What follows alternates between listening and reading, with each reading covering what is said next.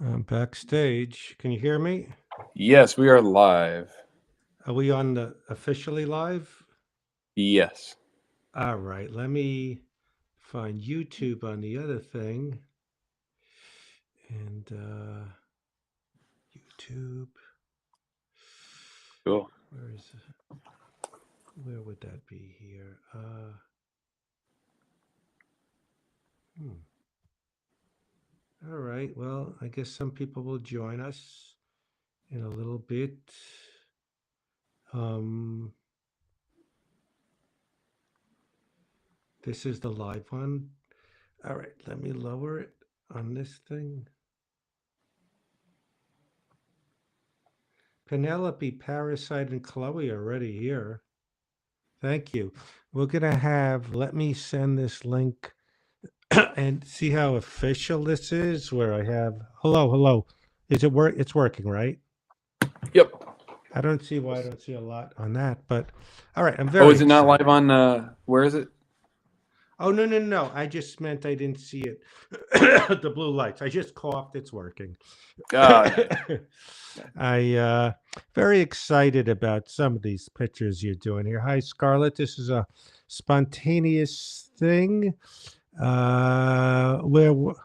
Well, if it's a personal question, you were out. Were you at the gym again? Did I lose you, Cody? No, yeah. Oh, what's that? Oh, I don't mean to ask you a personal question. Were you at the gym again? No, no, I was in a actually I was in a music room messing around with the piano and doing some sketches. Cool. So it's like down at the BG place. Let Um, me see I'm if checking to see if our stream is on.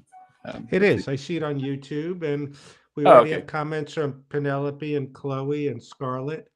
Oh, And great. up in these. Do you need these? So Cool. hello. We got four people commenting. So Wonderful. Friday night. Let me send this to Jerry. Awesome. And oh, Jerry Beck. Okay. Very cool. And let me just see. I'll send it to so Cody is doing some great sketches for. We're gonna hopefully soon put up our little promo in our first Substack thing, where normally there'll be like a book, like the old-fashioned books I like, but this will be a little uh, not animated, but with like a little YouTube thing, kind of telling what we are gonna, why you should subscribe for free. And that guy imitating you last was hilarious. Maybe we'll get him back. Cody, not paying attention is part of your job.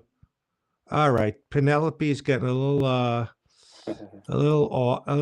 risque. We'll be a little tolerant, but we probably won't tolerate a lot of that. It's not that kind of thing. Cody pays great attention. You can't say he's not paying attention. The Sometimes way, when I draw, it's like you kind of get into a weird zone. well, also, what I love is when I'm chatting that sometimes I forget that you're drawing and think, oh my God, look at this stuff. I love it. Hey, You we got know, Jerry. Jerry oh, is on. Jerry, let's say hi to Jerry. It's me. I'm here. Jerry, let me see what you look like.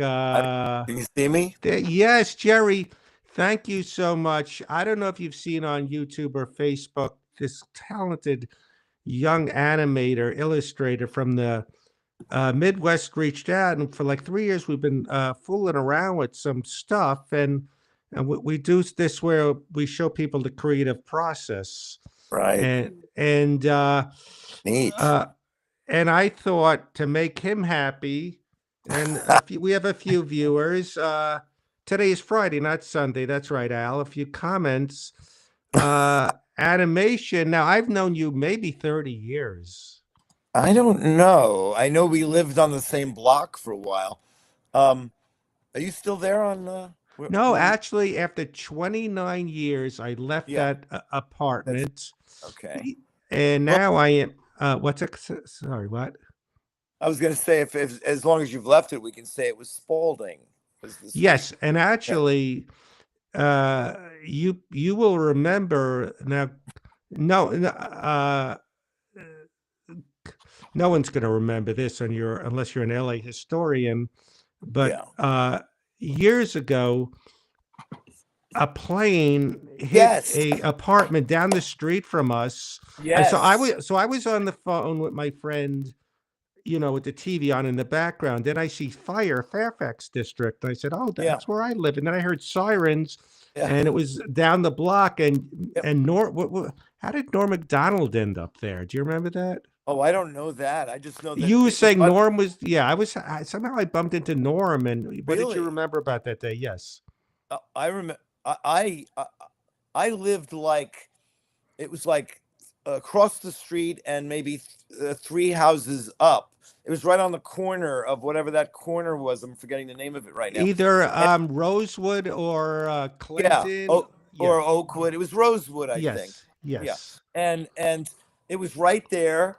And I remember going downstairs and and like there was already fire going on, and I'm like looking around, and there's nobody around, and it was just an odd thing, like where's the firemen, where's the police, where are the other people who live in these apartments? It could have fallen on my apartment or your apartment Well, at that it's time. funny. It Yeah. was funny because, like, I had this. Did I lose you? Or I heard No, a I'm bleep. here. I had this bravado, like, it could have been me. I was a block Yeah, away. Like, I was so yeah, brave that I was sitting in yeah. my apartment, Yeah, but that I and I was, was just working, and I remember going upstairs and turning on the TV just to see if there's any coverage. And eventually there was when eventually a couple of cops came, and then I remember, as you probably do, the fireman came to your door and knocked on your door and told everybody to go out to go. Did that happen to you? I They don't made remember them knocking everybody. on my door. I was on the corner of Oakwood. I Yeah, don't remember. I had gone out on my own, and I remember I wrote a story about it that maybe, as you see, I don't know if you could see what's going on in all the comments, all the good stuff Cody's drawing as we're talking. You're not maybe in the, no, I but don't. oh, because we got some good questions. I'll I get to in see. a second. All right. But but But I remember it was like the when you go to school and there's something happened at the school and they make you go home, which is cool. You want that. The yes, same thing. It yes. was the same experience because the police were saying we need to abandon. Everybody has to evacuate the area. And I remember walking over to the Grove, and I remember seeing the movie The Italian Job, the remake. I forgot who's in it. I'm gonna say Mark Wahlberg, somebody like that. Yeah, that sounds right. And that was playing at the Grove, and I was thinking of seeing it, and I was kind of forced to do something, and I remember doing that. And then when the movie was over, I walked back to see what was happening, and there was still crowds around, but they did allow me to go home, and that's what I remember about that day. Yeah, Yes, yes. And I yeah, remember you lived in a two-level place yeah, where I had gone. You'd have now, can you explain for the people watching? Was it what Wendy Horowitz had? Was it like yeah, not PSAs, but it was like old yeah, she would show you would show 16 millimeter, yeah. like how would you describe it? You, I used to have. I don't know if I did it that much then, but I used to have parties. Actually, I don't know. Did you know me when I I lived went on Vista Street? I lived on I Vista. I did a lot yes, of parties briefly. there. That's how I Yeah, know you. Probably I dated yeah, briefly in '92 Rena Zager, and right. she went to one. Yeah, she went to one. She took me to one where is it by where now the Quentin Tarantino movie theater is? You were by there. Yes, it's in that area. It's in that. It was on Vista, which is right. It's a few blocks from the New Beverly. You're right. Yes, and what I remember is Rena used to get very insecure because she wanted to scream out funny comments, and Yeah. Oh no, people would scream, that was allowed. That was allowed in my but party. she didn't get credit. She didn't get laughs. She was nervous that she couldn't Yeah. compete with Andy Lederer. Andy Uh, Lederer, of course. Once with you bring Andy up, there's almost nonstop on that one. But I like this. It's yeah, a great format for your show. You bring on somebody you know, and you talk about your mutual friends in that area. You should have Wendy on because have you been in touch with her or no? yeah, she's doing something, well, in France a lot. I But should, she yes. works for the L.A. County Library, and she's in charge of all the old photographs. And she's really it's a great subject. It's perfect for her. She's found her place, She and has. yeah, I'm sure that between the two of you, there'll be a lot to talk about Oh, well, I'm there. a TV guide fanatic, as you Yeah. see. But behind me, one of my not my dreams, I used to love reading the old TV guide Oh, and circling who was in it. And I I have I don't behind actually me, collect. I don't actually collect them, but I happen to have a couple of bound volumes from the wow. Ooh. '60s. You I know who used sold? to, sorry. I got this from. You know that guy Cliff Nesteroff? You should if you don't. Of course. Oh yeah, I yeah. should have him on this. Yes, he Yes, yes. sold me this. Wow. Well, I used to love Yeah. reading like the guest stars, Herb Edelman. Ooh, Oh Moses Gunn is going to be on a show. I used to like the yes, obscure black actors, Thalmus Rasalusala. And yes, there were yes. only 3 networks, so I knew all the black guys. I was Hilly Hicks is working and Karen Valentine. So my favorite thing is I used to love American Style shows where you Yeah, have the guest in the beginning, yeah, the Love Boat. So yeah, I'm yeah, getting yeah, goosebumps. So, yeah, I yes, loved TV Guide. I forgot. Yeah. So Wendy, I used to see her. yeah. She would read the TV Guide for free at the supermarket to save money. And I remember when I first moved to LA, this guy visited me and I couldn't afford a TV right away. He goes, "Why do you have a TV guide? Why are you buying TV Guide? You don't have a TV." And he didn't understand. I just Yeah, loved, yeah, what's another thing that brought back memories? Remember when there was the Academy Awards coming up and they'd have like on the left side, the best actors, in yeah, TV Guide. So yeah, TV Guide is so much a part of my up until I was 30. I loved, yeah. Cheers and Jeers and the Yep, crossword puzzle. yep. Yes. And the thing is, when you look back at the old issues now, they're kind of invaluable for just the history's sake, for the telling us what happened that week every hour. And the articles are actually really good, and there's some great stuff, and the photos. I I mean, it's think fantastic. a good podcast would be people sit around and let's just take this week's TV Guide from this 77 I and just go look at this actor. Oh my God, that's Bernie from Room 222. I You agree. know, I you know. agree. Yeah. So you're getting some comments, and one of them was a question I was going to ask you, but she kind of did it in a biting way. Like, how old were you the first time you tricked someone into paying you for watching cartoons? And a lot of people try to become Looney Tunes historians but never make it. What's your secret? Well, I actually wanted to ask you, did you, when you were growing up, know you wanted to be a comedy, I mean, an animation historian? Like, how does that happen? How does that happen? Um, I loved comic books. I like to draw.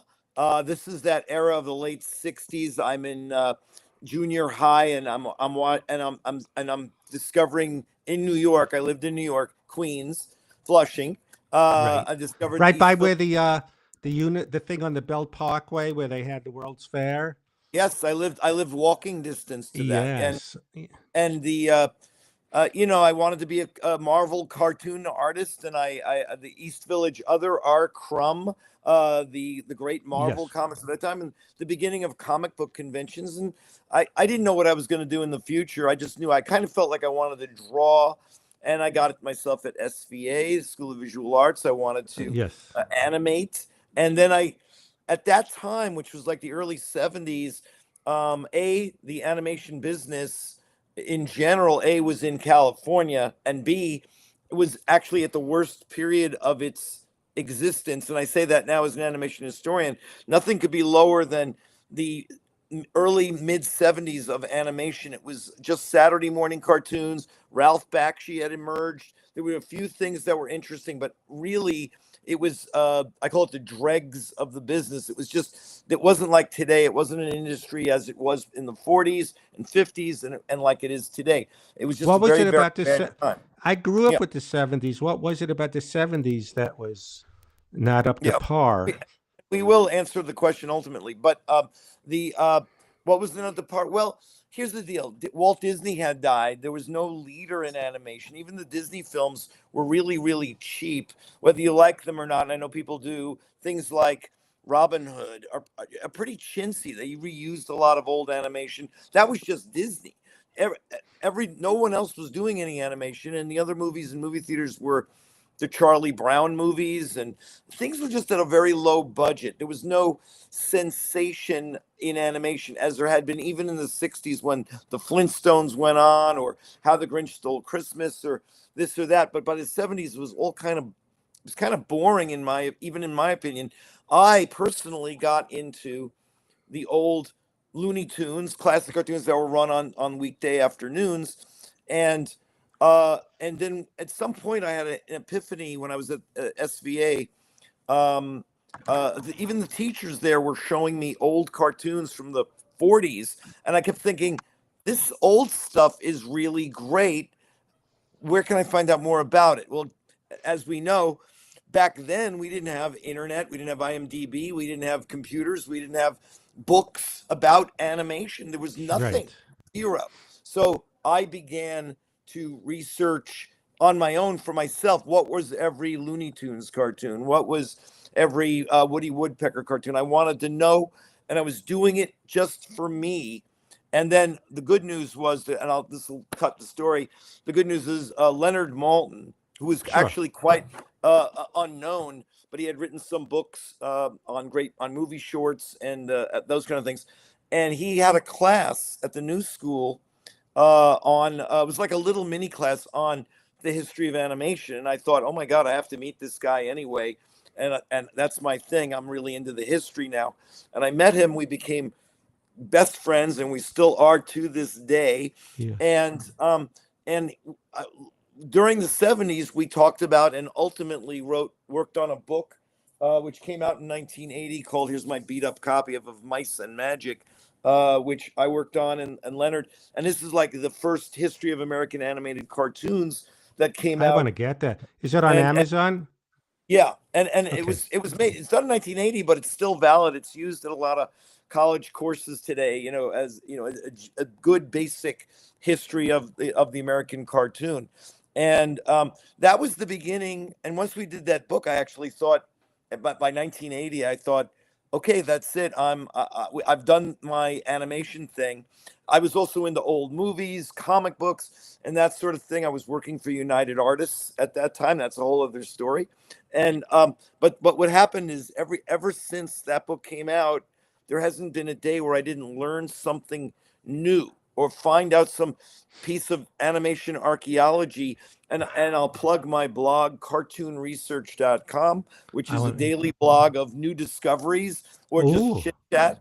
And even today I got my hands on some cartoons that people haven't seen, American cartoons that people haven't seen. So it's been a never ending, giant jigsaw puzzle that I've been putting back together for all these years. So, and now I teach at Cal Arts history of. I've written a lot of books, and I consult to this brand new channel that's called Me TV Tunes. There's a plug. Hopefully, a lot of yeah. people out there watch. It's a 24-hour cable channel, but it's not the Cartoon Network or Boomerang. We've got like Speed Racer and Underdog and Woody Oh, Woodpecker and Looney well, Tunes, and those we've are got ones like everything. I grew up with, and I love them. I loved Peter Potamus. Yeah, we Um, got them. Yes. Well, Miguel Garella, that, like you said, was Boomerang. I Yeah. just was on Instagram. Bill Mooney from Lost in Yeah. Space, I follow, and he was on a Mattel. He did a voice. Oh, Oh, I he did already Matty forget. Mattel. He was that was Yes. the host of the Beanie and Cecil Beanie and cartoon. Cecil. Yes. Yes. Yes. And Yes. so we're working to get all of that sort of stuff, that 60s, You just 50s. got a subscription from Penelope for just Let me, and at Me Too Tunes. one more Sure, plug for it. please. It's free. It's over the Yes. air. It's an over the air channel. It's like a sub channel of Channel 9 here in LA. It's on several of these internet things. It's on Spectrum here in LA. So it's very gettable. It's very accessible if you look for Well, it. Cody and I are going to do a free Substack where he's going to illustrate my stories. Do you see the one he's working on right now? Yeah. She Where's looks a the little like snake? Wilma Flintstone in the front. By the way, Uh, great cartooning, Cody. You really do have it. I don't know where's he from? What state is he's he in? Ohio, but I'll speak for Oh, him, then he should speak. But we have a lot in common where I wasn't a superhero fanatic. I loved the Thing because he was ugly, he was a oh, misfit, and the Daredevil because he was blind. yeah. But I wasn't into the Avengers or X-Men. I loved Peanuts, Mad Magazine, Trots and Bonnie, the National Lampoon, more gay Oh stuff. yeah. I Oh yeah. like that, and so we have in common. Well, Crumb and Fabulous Hmm. Furry Freak Brothers, Yeah. right, Cody? Yeah, yeah, Hey, I'm into absolutely. all that too. Cody, are you in Columbus? Yeah, but I've we're in like Toledo area, 2 hours away from. I don't know Ohio that well, but you know, I'm sure Yeah. Columbus is the capital of the world for print cartooning because of the Billy Ireland Museum there. And you probably Oh, know about it, I hope. the Um, Billy Ireland Museum. you really don't know what I'm talking about? Oh my You know, God. now Yeah. there's one in Columbus, Ohio. Is this where I Yes. can't remember the name. Okay, It's on yeah, Ohio State University campus. And it's yes, the yes. Billy, you got to go. You got to go there. I was there last year for the opening of, they had a Nancy, the Ernie Oh, Butterfield comic strip. They had a oh big yeah, exhibit on Nancy there last year. It was amazing. Yes, I forgot for sure. about Nancy. Yeah. That's sort of what Yes. you're doing with the black and white here. Yeah. Nancy, I liked even, I loved Jughead. I loved Dave No, me Berg, too. all the Mad Magazine. I just, yes, that I wasn't, like I say, like into the superheroes, but I loved, yes, what he's was doing. Yes, I forgot about Nancy. Yeah. That's cool. And now Trip. Jerry Chrome just asked if you're in the Criterion Closet. You look like you are. Uh, Me? Oh, I'd like to visit the Criterion Closet. I have enough videos to be in the Criterion Closet, but no, this is my office. It's all books. I have too many books and I have too many things, but we'll figure that out. Remember that time you came by, Fred, when I was doing a kind of a garage sale outside the apartment? You came by. Yes. I remember you coming by at one point. Yeah. I mean, yes. I don't know if you have storage places with all your stuff, but yeah. So Cody and I, you see, Cody's like 30 years younger than me, but he grew up watching Green Acres with his parents and Yeah. Peanuts, so he has their sensibility. Yeah, Beetle that's good. Bailey, yes, that's a good one. Sad Sack. You got to follow Jerry Beck also on Facebook. You'll post things like Sad Sack. I forgot Yeah, about Sad Sack. that's right. Yes, No, yes. there's certain cartoons that or comic books that you grow up with and you kind of don't like them, but then as you get older and you really look at them again, then you sort of like them in a bizarre way, like Sad Sack, because the artwork on the cover is so weird. It's so weird. I don't know how they gave the guy the job. I mean, he was the guy who created it, but he couldn't. Good. You could tell he's getting arthritis. You could just tell by the drawings. You It's know, very weird. maybe they didn't do like now, if you have an idea for a preschool, oh, kids, you want them to be upbeat, but yeah, they don't have like Peanuts, like the star is depressed, or yeah, Mhm. like they want everyone to be up. Don't be a sad sack. But Well, I like, no, no, yeah. believe it or not, you know, because we're the kind of people that we are. But I shouldn't because of their politics, but I still get the LA Times physically delivered, unbelievably. And I still read the comic strips that are in that paper. I don't know Yes. why, but I do. But there's a couple of good ones. There's a couple of good ones that are in there now that you've Which probably ones? never heard of. Oh, There's one really? called Mancudo or something like that. Maybe the readers know what I'm talking about. It's very cool. I can't really even describe it. It's almost trippy. And the one that Wayno does, Bizarro. It's called Bizarro. That's a great one. Now, There's a lot of. Cody came out because I don't know if you knew Andy Paley, who just passed away. He worked with Tom Kenny a lot. He was a musician. Oh And yeah, I didn't know him, but I do know Tom and I do know Andy from that. Yeah, yeah, yeah. and Andy, Cody did a really sweet, he animated one of his a cappella songs. So he came out, he watched the crowd love it. And we were talking to Tom Kenny, and it was fun because he said, I said, do you remember Not Brand Eck? And Oh yeah. he goes, when he met Stan Lee, he said that was his favorite. And I was joking around because they used to have like what ifs. What if the Hulk was part of the Fantastic Four? What if Spider-Man could also? And then I said there are already what ifs. What if a man was a spider? What if a man, when he got angry, became a green thing? So it's a Yeah. what if within a what if. That's true. Yeah, yeah. Forbush Man. That was their logo. That was their mascot character. Who did George of the Jungle? A That random was question. Jay Ward Studios. They did Rocky and Bullwinkle and Super Chicken and all that stuff. That was Wow. that Now was great. I If you have had any questions, I that's can what answer. I'm going to let other people ask or Cody. My only last question is I really love watching the old things. They have them on Amazon where you have a commissary with Humphrey Bogart and the Three Oh yeah, Stooges. They don't do anything like that with animation. I love when Lana Turner, they're smoking a cigarette, or yeah, even the Flintstones, not Anne Mogrock. right. They would have. Right. Do you have a lot of examples of stars that were in animation from that day? Humphrey Bogart, yeah. Yeah, I mean, if you're asking me, I mean, I don't. There were a lot of Hollywood caricature cartoons. One of the things I explain to my students is that the cartoons of the 30s and 40s and even into the 50s, there was no television, there was no internet, there I was no see. reruns of the cartoons. They didn't even reissue the cartoons till the later 40s and 50s. The cartoons were ephemeral. They were of that moment. I They see. were like the newspaper comic strip. You look at them, laugh at it, and then throw it away.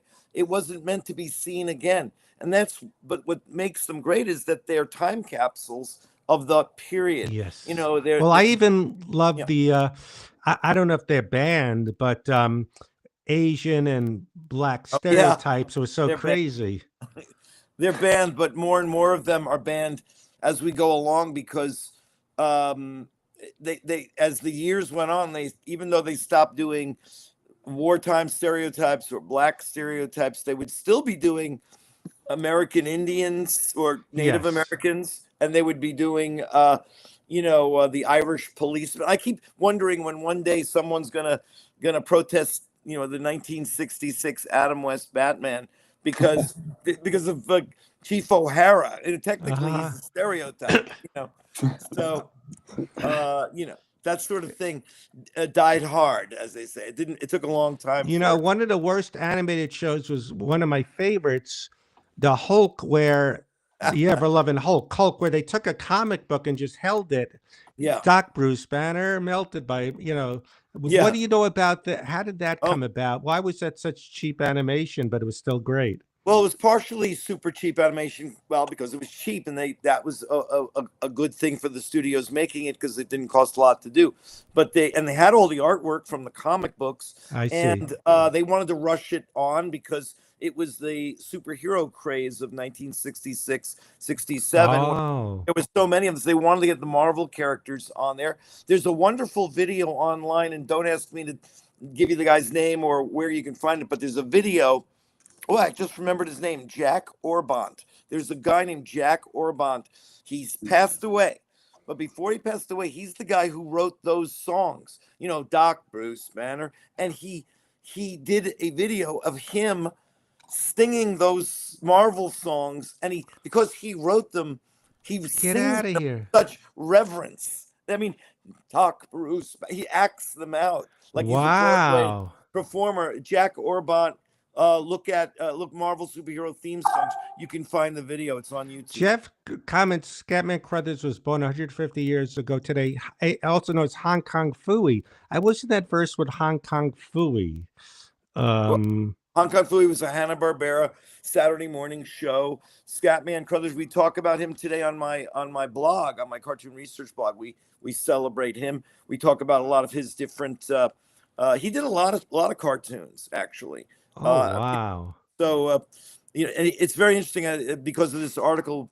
People have been sending me like he was in movies from like 1950 or something like that. So he's a real veteran, that guy. Although I remember, well, obviously The Shining, but he was in I think he was in One Flew Over the Cuckoo's Nest, and in so many things. He was so good. You know, what was I going to say about? I'll just ask you one more last question. See if Cody has any about Hong Kong Phooey. Oh, I forgot, and I didn't even smoke anything when I forget what I'm saying. Oh yeah. I'm sure you know this story, but I didn't know this. They brought back. Wow, it's probably already 15 years ago. The Pink Panther and Aardvark, but I didn't know the story that they wanted Jackie Mason. Goes, get John Biner. I can't do the impression. He does him better than me. So John Biner did Jackie Mason. Yes. So That's. I mean, there's nothing more to the story than that. That's who did the voices. Fritz Freeling, who did those cartoons, the Pink Panther, Anthony, the Aardvark, the Inspector. He loved hiring comedians, actually. Well, they're impersonate. Who else did he hire? Well, I'm not sure how famous some of them were, I mean, what's the guy? The guy on I don't know. I guess he was a comedian. Pat Harrington. You know, of course, from One Day at a Time. One Day at a Time. He was a regular for them. He did. They did others. I'm forgetting them right now, but the you know. Well, I'm friends with Ronnie Shell. I think he did stuff. In later years, Chuck Jones. Believe it or not, you can find these. Some of the later in the 90s, like Looney Tunes with Foghorn Leghorn, that they made for TV or whatever, and they hired of all people Frank Gorshin, and Frank Gorshin, I didn't even know it was very good. I didn't know who did the voice. I looked it up. It says Frank Gorshin. Now Alan Melville was he Fred Flintstone? Alan Reed. Oh, Alan Melville. Who was he? Was he Barney? No, Alan Melvin, who was what was he? Sam the Butcher on the Brady Bunch, and did some Archie Bunker stuff. Yes, and he was Magilla Gorilla. He was a lot of voice. He did a lot of them. He did. I want to say he did. Did you ever see those Beetle Bailey cartoons? They used to make. He was the Sarge on that. He did a lot of stuff. Yeah. No. This is what I was going to say. So, I to bring back my childhood, I tried on YouTube to watch the Beatles, but I guess I don't have the rights because you just see them go like this on YouTube. No, some people have put up what I call bootleg Beatle cartoons. The Beatles own the rights to the Beatle cartoons. Apparently, I've talked to the people at Apple because I'm trying to get them for that.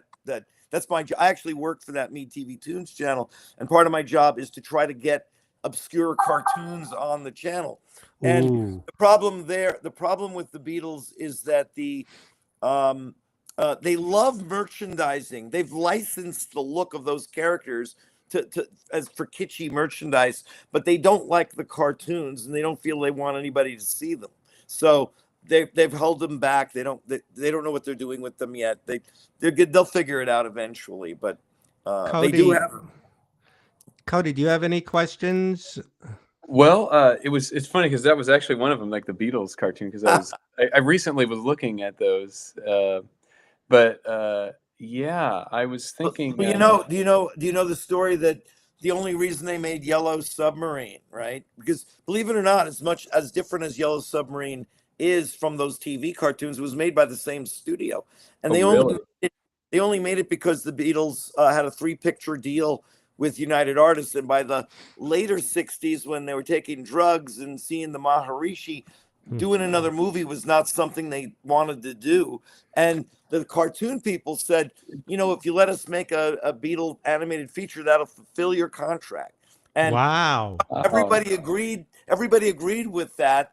And then somewhere late in the game, and I'm leaving out the story of the unbelievably great people they hired for that movie, but they did the right thing when they made that movie. The studio, they actually went out and got Heinz Edelman, this fantastic designer in Holland, to do the designs. They hired a UPA animator from the '50s who was very hip, and with it, they made a lot of great decisions on that movie.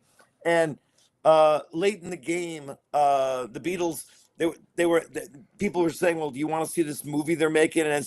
And for giggles, they decided to take a break one day, go over to the studio. They thought this is going to be a piece of shit, and because they thought it was going to be the TV cartoon, they saw it, thought it was amazing, and they basically begged them, "We want to do the voices. We want to be part of this movie." Wow. They had given them Wow. contractually, they were allowed to use like 3 or 4 or 5 hit songs that the Beatles had done, and the Beatles were required by the contracts to give them something like 4 or 5 new songs. So the Beatles, again, they didn't, before they knew about the movie, saw it, they just gave them what they thought were B-sides, or maybe even songs they weren't going to release, like Hey Bulldog. I mean, those songs are now classic and part of the Beatles canon, but they were considered by the Beatles at the time to be junk songs. And so they gave them to them, and they became popular because they were in the movie. And that's why the Beatles were only in the end of the movie, at the end in live action, because that was filmed like literally a few months before the movie opened. It was a total postscript that wasn't really a part of the film in the first place. The late So, Gilbert Gottfried was a Beatles fanatic. He loved Hey oh yeah, Bulldog. yeah. Yes.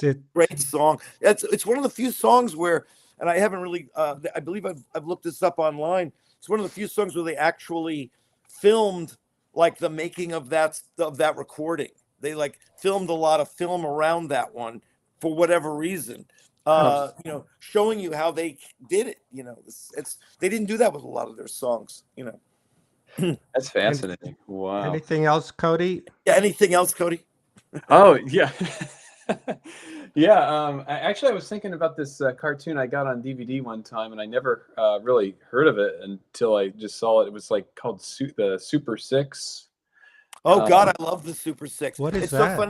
so funny you say that, because I Yeah. literally took yesterday a photo of myself. I have it on my computer, holding the model sheet for Super Boing, who is Oh, the really? star of that show. That was the first DePatie Freeling TV series for TV for Saturday morning. It was in 1966. It was the superhero craze, and they followed it up the next year with Super President, which I show at I do Never a heard thing of at this.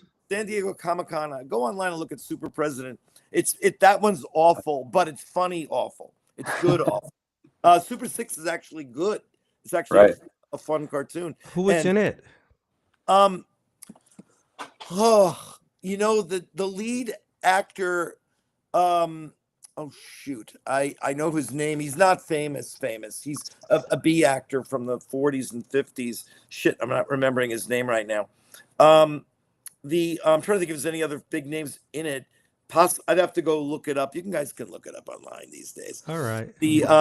Sorry, I didn't come prepared for every Please. question, but it's good. It was about the main premise was there's a superhero agency, and there's a guy in the middle who's like an old clerk, and he like sends the different superheroes out to, because he gets calls from people in distress or whatever, and he sends a different one. So each cartoon is a different superhero of the six. And there's like Granite Man and Elevator Man, who's a character who can get Why? I big, gotta see small. this. Yeah, and Butler. Who's Dawes Butler? Dawes Someone Butler did. is the great voice actor who Okay. did Yogi Bear, amongst many, many others. You know. I loved. Someone said I sound like someone who was on Top Cat. Hey, TC. You know what? Yeah. You do actually. Yeah, you do. Hey, If they did the Top Gun, TC. yeah, you I do. love. And there was a cop that was trying to. The cop, Officer Dibble. Again, you got me at a loss at the moment. Maybe it's my old age, but he's a famous character actor from the 30s and 40s at Warner Brothers, and the Top Cat was Arnold Stang. Yeah, oh yes, people say I sound like that. Sort of doing which I an don't. imitation. Arnold Stang doing an imitation of Sergeant Bilko, is what it And of was. course, the famous one was Jim Backus as Mr. Magoo. They Oh, never yeah. have a partially sighted person now. Chumley, who is Chumley? Jeff Crome. Chumley was on Tennessee Tuxedo. He was Yes, and Don Tennessee Adams. Tuxedo's sidekick. Yeah. Don Adams, my God. Oh yeah. So That's right, Cody Don is Adams. straying. What are you drawing now, Cody? I'm gonna do the guest, drawing the guest. Oh no. Oh no, The suffering film. suffrage. Yeah, someone asked me about who's the guy Snidely. What was he You from? mean you mean Dick Dastardly and Muttley, I think. Yeah. I know what you mean. Yeah, Snidely Whiplash. That was part Yes.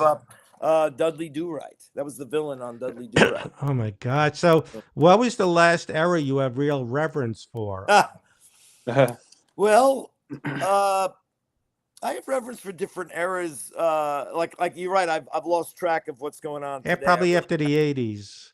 Yeah, It the became 80s. not as I'd magical. like to think I made it all the way to 2000, because in the 90s there was a renaissance and there were the beginning of the Nicktoons and the Cartoon Network, and so I really was on top of that. I stayed very involved. In fact, I worked for Nickelodeon, as you probably know. I got a show. I got a show tomorrow. I'm a villain in a new show called the Super Duper Bunny League. So that's cool. And it's by the guy who did Bubble Guppy, so I'm pretty excited. That's tomorrow. great. Yeah, I'm Yes. still, I did like 2 or 3 books for Nickelodeon after I left Nickelodeon. I did a SpongeBob book. I worked for them, on and off, for the last few years. I like that caricature. Believe me, there's a lot of characters of me I do not like. I like that one. Oh, great. If I look Would like one- that, I'm happy. Would want to know. Sure. I want to know who was the frog on Courageous Cat and Minute Mouse. I don't remember the actor, but they're imitating Edward G. Robinson. Right. And right.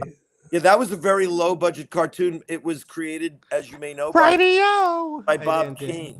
Remember Bob it Kane. ended what? Right. They went into like a bat cave or something. They had at the they had a end. cat cave and a cat. Yes. It was a big rip off of Batman. That's Yes. Yes. Where'd it go? Yeah. See, wise guy, huh? Suffering.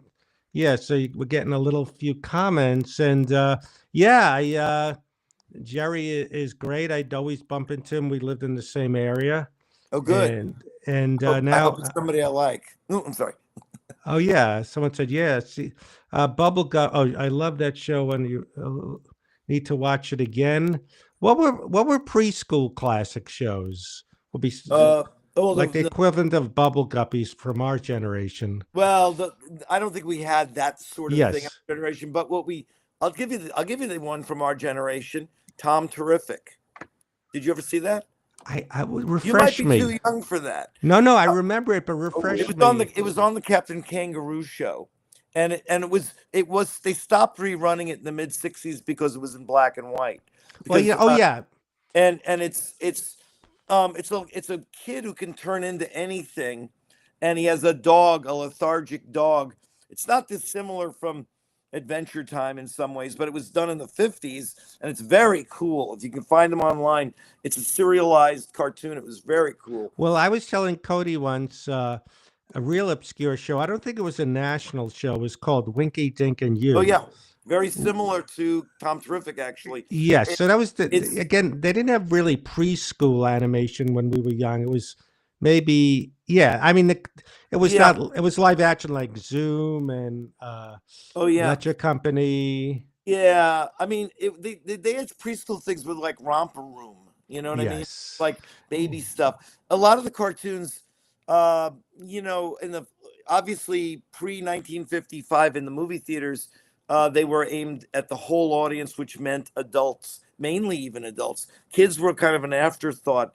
That they started to get kid oriented when television came in, and when That's suddenly an interesting that point. you know it was you know they ended up putting the cartoons on clown shows and pup you know like Krusty the Clown on kid shows that were hosted. That's right. They That's were. They. that's why it sort of the animators started to aim down.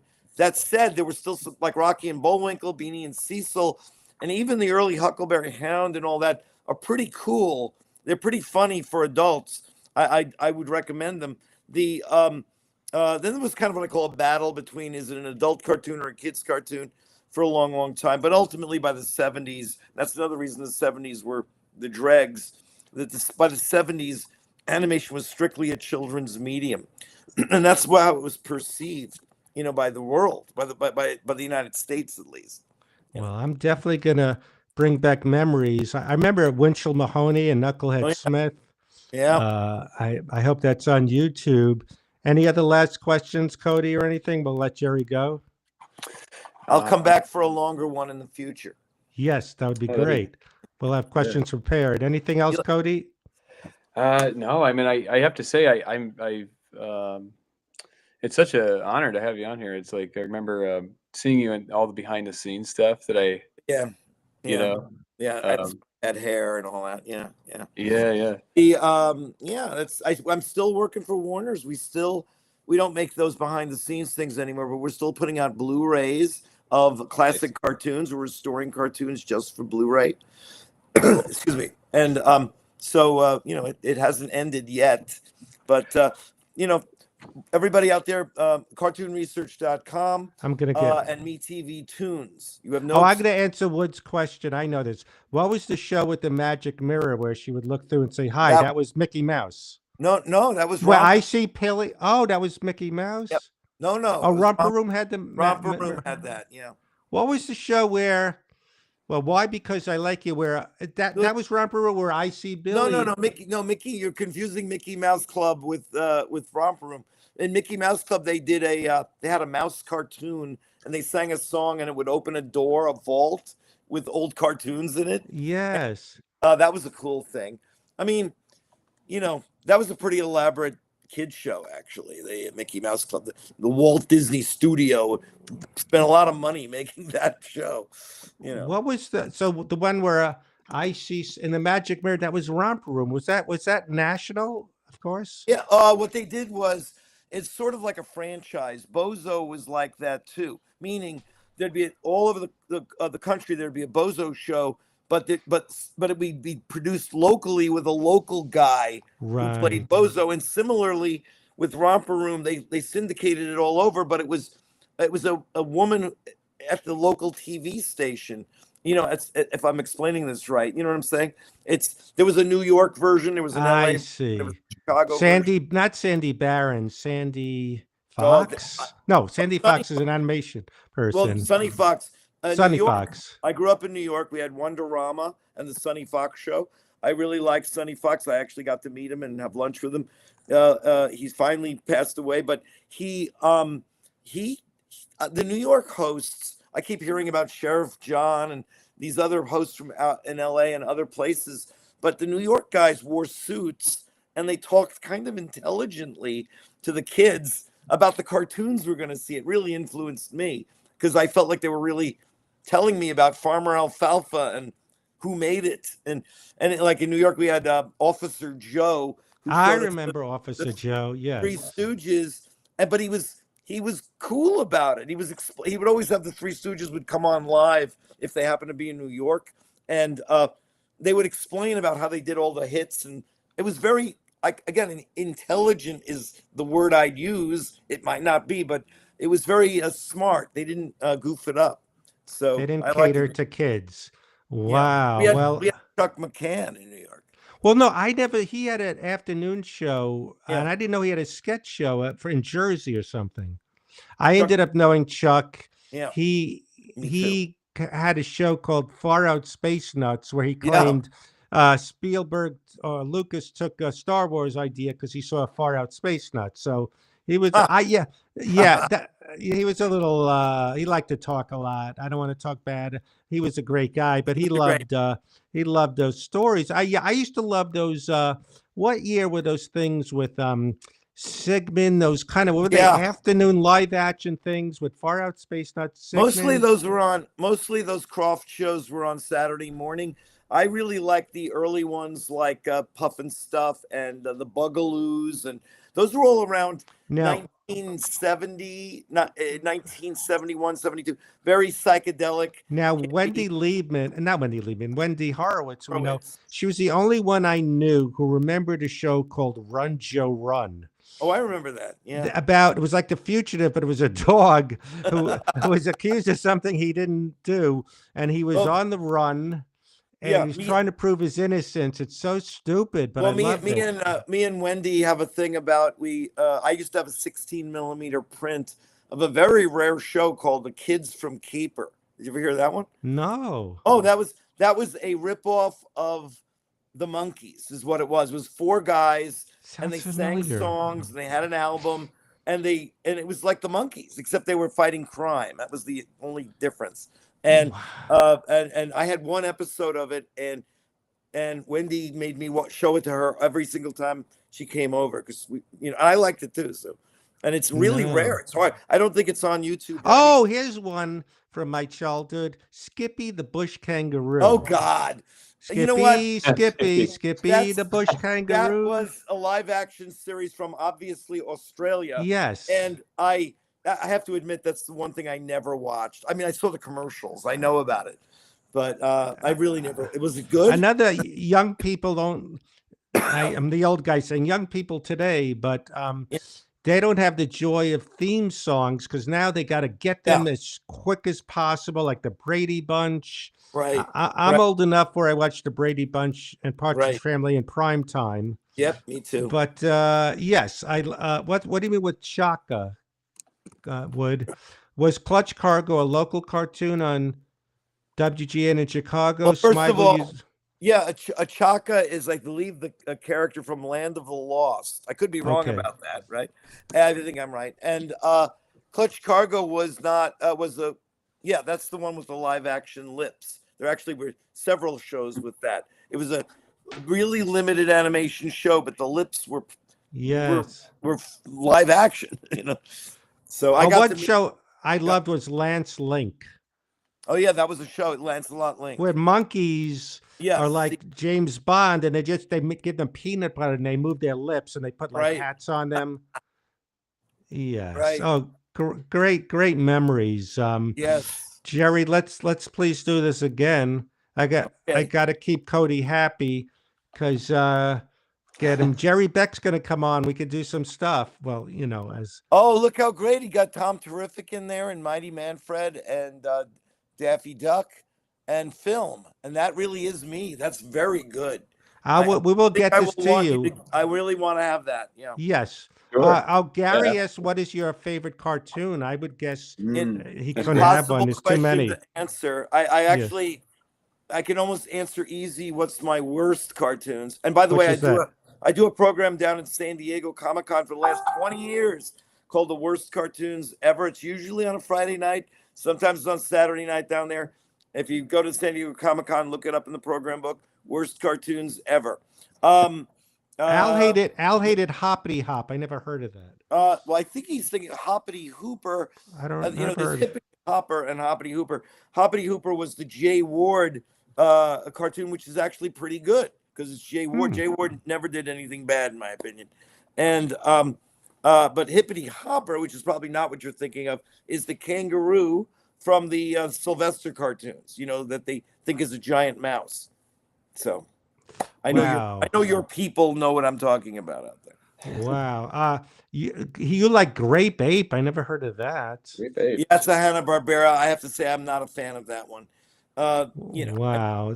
There's so many oddities. On our MeTV channel, we've been running Frankenstein Jr. and the Impossibles. Have you ever seen that? That's a good. No. That's Oh. a good one. Impossibles is a rock group, a la the Monkees, except they turn into superheroes. And the other one is Frankenstein Jr. is a giant robot, not unlike Gigantor, but it's more. Gigantor. Yes. Those songs, Gigantor, the space Yeah. age robot. Yeah. He's in your control. We're running. Yes. We run Marine Boy at like 11:30 at night or something like that. We run a lot of weird stuff. We run on MeTV. The only non-cartoon thing we run is all of those super marionation shows like Stingray and Fireball XL5 and Supercar and Thunderbirds and all that stuff is on in the middle of the night. I'm going to definitely watch this. Al says Davy and Goliath, Art Clokey. Well, Art Clokey also did Gumby and Pokey, right? And that the only other thing he did besides an opening title to a beach party movie was Davy and Goliath. Yeah. And I was stupid. I didn't realize it was a Christian show growing up. It is, but you know what? It didn't bother that show. It didn't register. It doesn't. It's like I didn't mind it at all. They would have like one line in it at the usually, well, God says, that kind of thing, at the end, but the rest of the show was good. It was a cartoon, No, I loved it. What about the Chickmonks? What's that? What? The Chickmonks.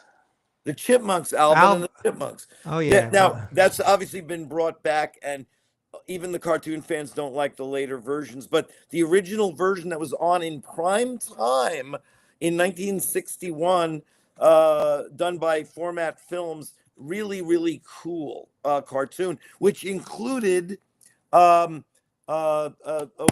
Crash Cup and Leonardo, which is the real gold on that show. A really funny, subset cartoon about a professor who invents baseball and kitchen sinks, and his little silent partner, not unlike Penn and Teller. It's called Clyde Crash Cup and Leonardo. Look for that on YouTube. One last question. Well, two last. The last go. comments. Yeah. Jerry, did you know David DePatie? Yes. I don't know who that is. And I even got to meet him. Yes. Who's that? David DePatie was the partner of Friz Freeling, and they teamed up and had a company called DePatie Freeling, and that was the company that did the opening titles to almost every movie of the 60s, but mainly the Pink Panther. That's where the Pink Panther comes from. Yes. And they did all those Pink Panther cartoons and many, many, many other cartoons for about 20, 25 years.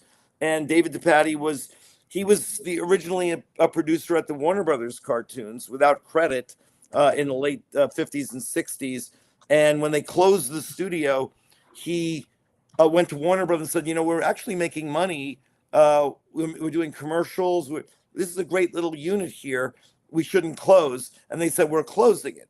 And so he went to the main director, Friz Freeling, and said, I'm just going to do this myself, because if I had you as a partner, I think we can do commercials. We can make short cartoons.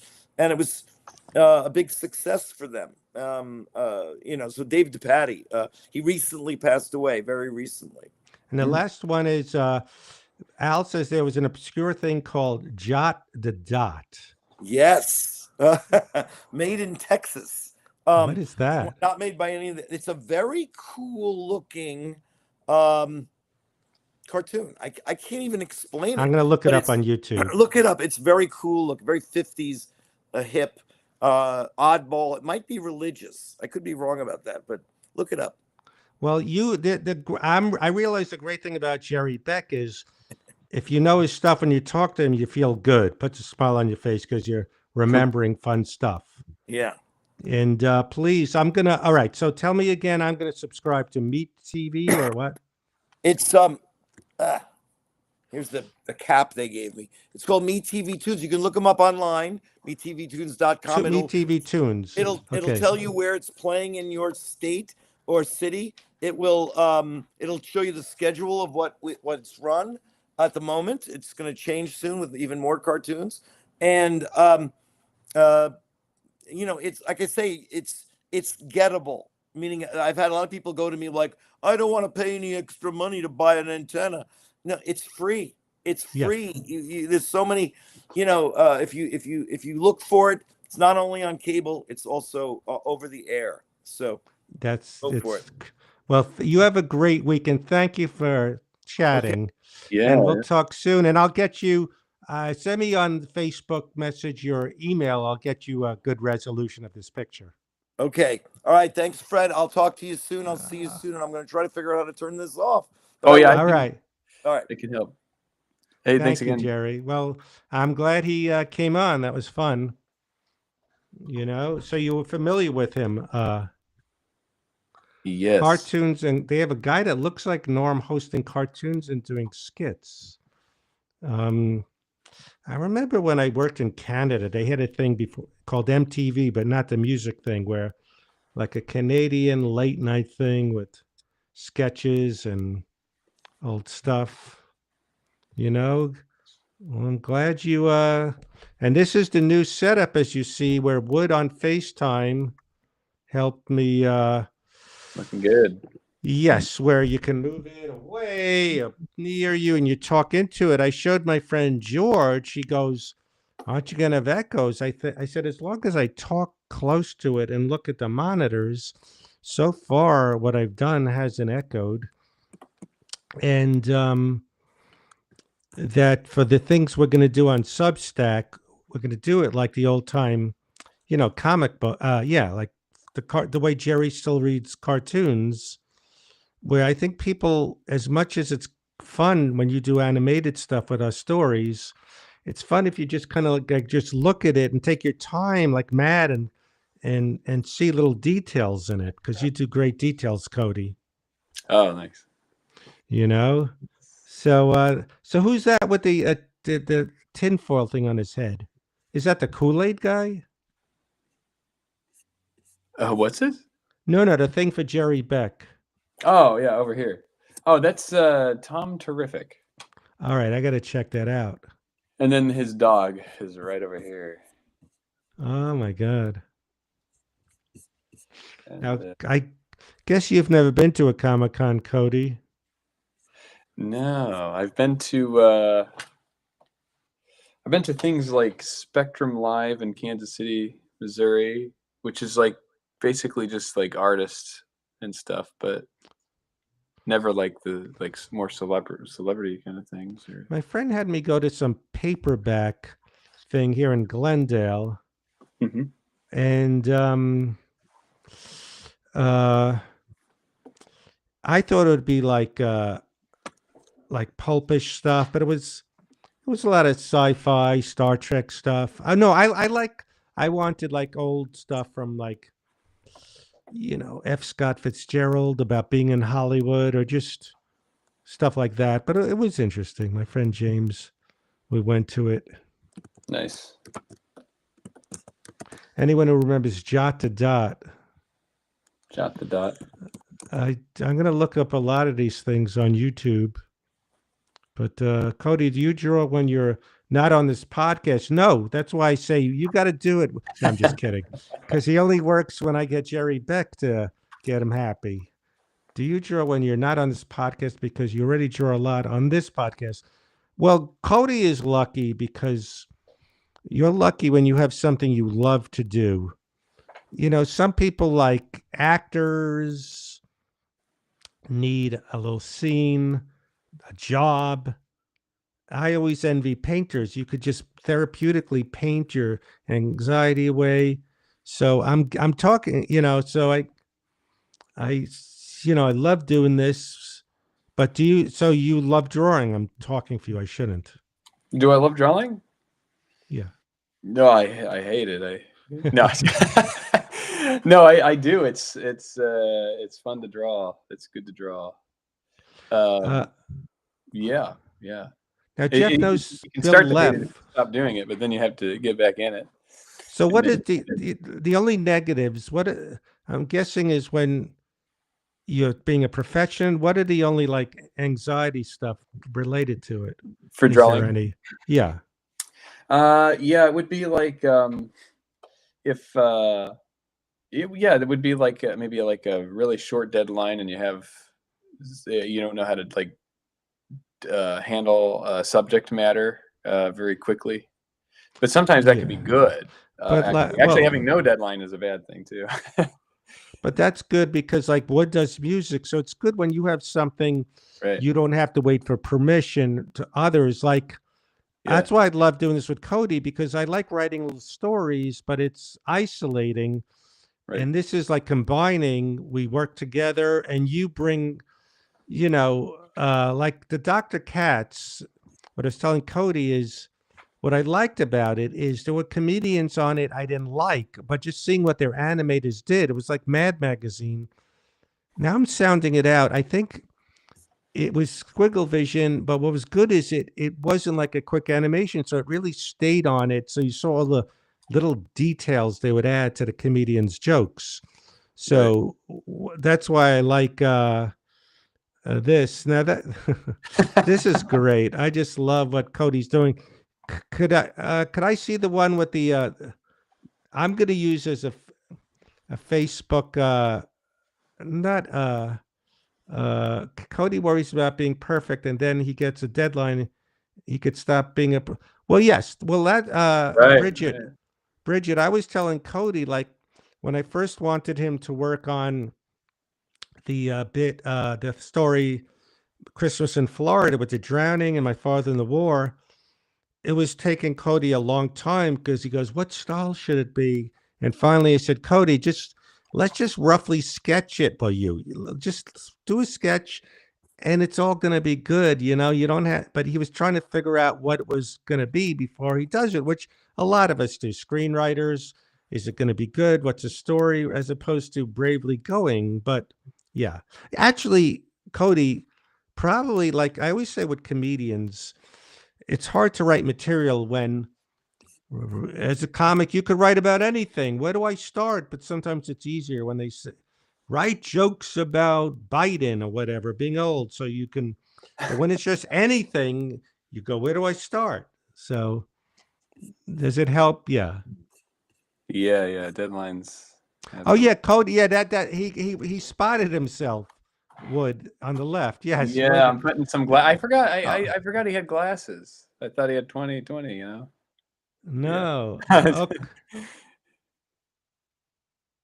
you want to send a good picture of Jeff because I'm going to put it on his microphone. They still plates that screw on the back of the microphone. There's a company that prints it out. Okay, but yeah, that's what he's got glasses now. He looks like an inmate or something. Like Right. Yeah. What is with that? Yeah. It's like yeah, I like it it's though. looking like a. Yeah. It's like the maybe the name on the back. It's. Well, there's a show with the bulletin board. What is in another sketch Oh you yeah, did? he's in there. Let's pull that one back here. Scroll. Oops. Sorry. So you got there we go. Hold it. No. Forgot which one I should look at. Oh, this one. This is me on my bulletin board, just trying to come. Like, what do I do? Stay relevant on social media. Personal person for book agent, podcast, call Wood, buy another ring light. Exactly. Uh, I went to jail for pushing people over and not using technology. what was? Yeah, that was. I forgot what that one was about. We had that joke for a while. But I love this. Like me trying to devise, like, what do I do next? Uh, it's yeah. So call Wood. That's how I got to keep up with the career. And the shadow. That's great. Scatman Crothers. Yes, he was on Sanford and Son, I think. Well, that's one thing Norm used to say. Like, now everyone shows were friends, were good looking. On Sanford and Son, he would use people like Slappy White, older, not good looking black guys. You don't see that anymore that he worked with. The Shadow. Wow. So So this is explain to them this joke. Oh wait, which one are you on? I'm looking at a different one on the puzzle as opposed to the YouTube. I don't know This which one? is the present. Do you like that one you're talking? Which one are we? Is the present? We are on the puzzle. Okay, yes, that's me. I'm tired of fitting into puzzles. Make a cartoon text of the name of your podcast, and we'll put that on the mic. Oh yeah, it says. Well, if we tell them, well, right. you know, if we say the name of the Substack, what's going to go? No, that's not good. Oh yeah, have we? Does he know about it? He's going to say it's not good, but it's Or do we need it? Now I forgot Fred Stoller's World of Wonders. Right. I like it. Wood's going to go, no. Oh yeah. Oh, by the way, yeah, I was going to show a picture. I forgot for. Yes, let's see that. I did go to. I went. I was meaning to tell Jerry. I did go to the Cartoon Museum. I just didn't know the name of it for some reason. I just slipped my mind. But there's me looking at a drawing by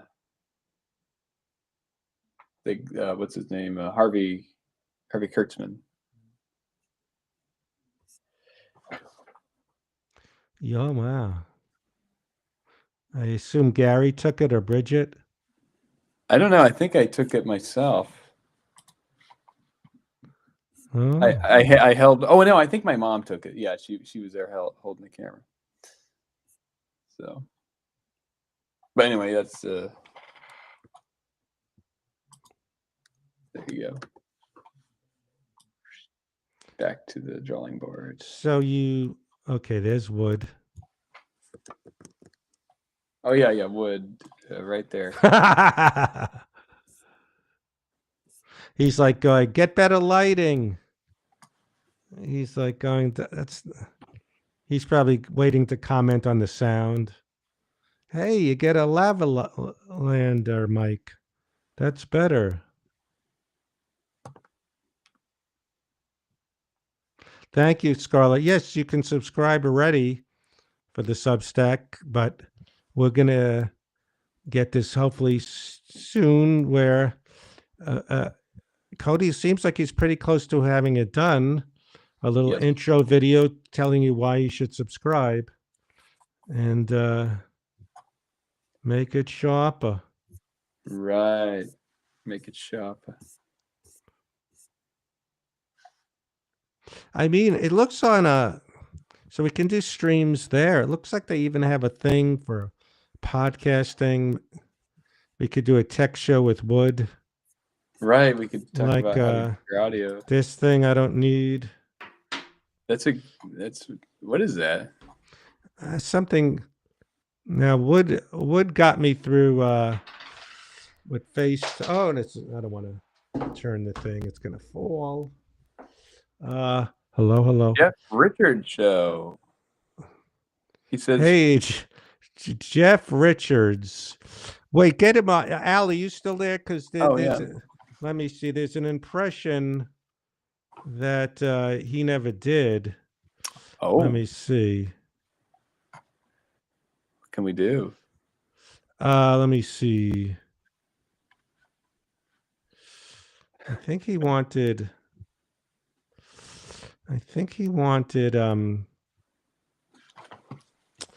Matthew Perry talking to Walter Matthau. I forgot what. Oh, was that what it was? It's an unneeded washer. Can you make it washer better? I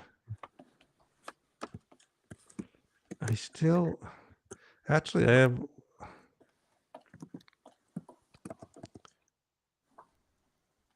Cody Shank. It sounds like a scary name. Do people get intimidated when they go, oh man, he's going to shank you? Yeah, they do. I get that all the time. That they go, this guy's scary. It's a little scary. Oh, there we go. All right, I sent it to him. So that's where's the steak? Wood wants the steak. I like that. He's out. He's at the end. He's mad. Yes. Wood would only sit through something for a steak. Mm-hmm. It's Actually, yeah, this would be. is that the last shot of the thing? Yeah. That's great. Whoops. Just trying to get the perfect. Thank you very much. Thank you very much. Maybe Like that's the why you were homeschooled, because they knew they would make fun of you. I couldn't. Yeah, I wouldn't be able to take it. You know, I'd be. You'd have to shank them like on the show Oz. Yeah,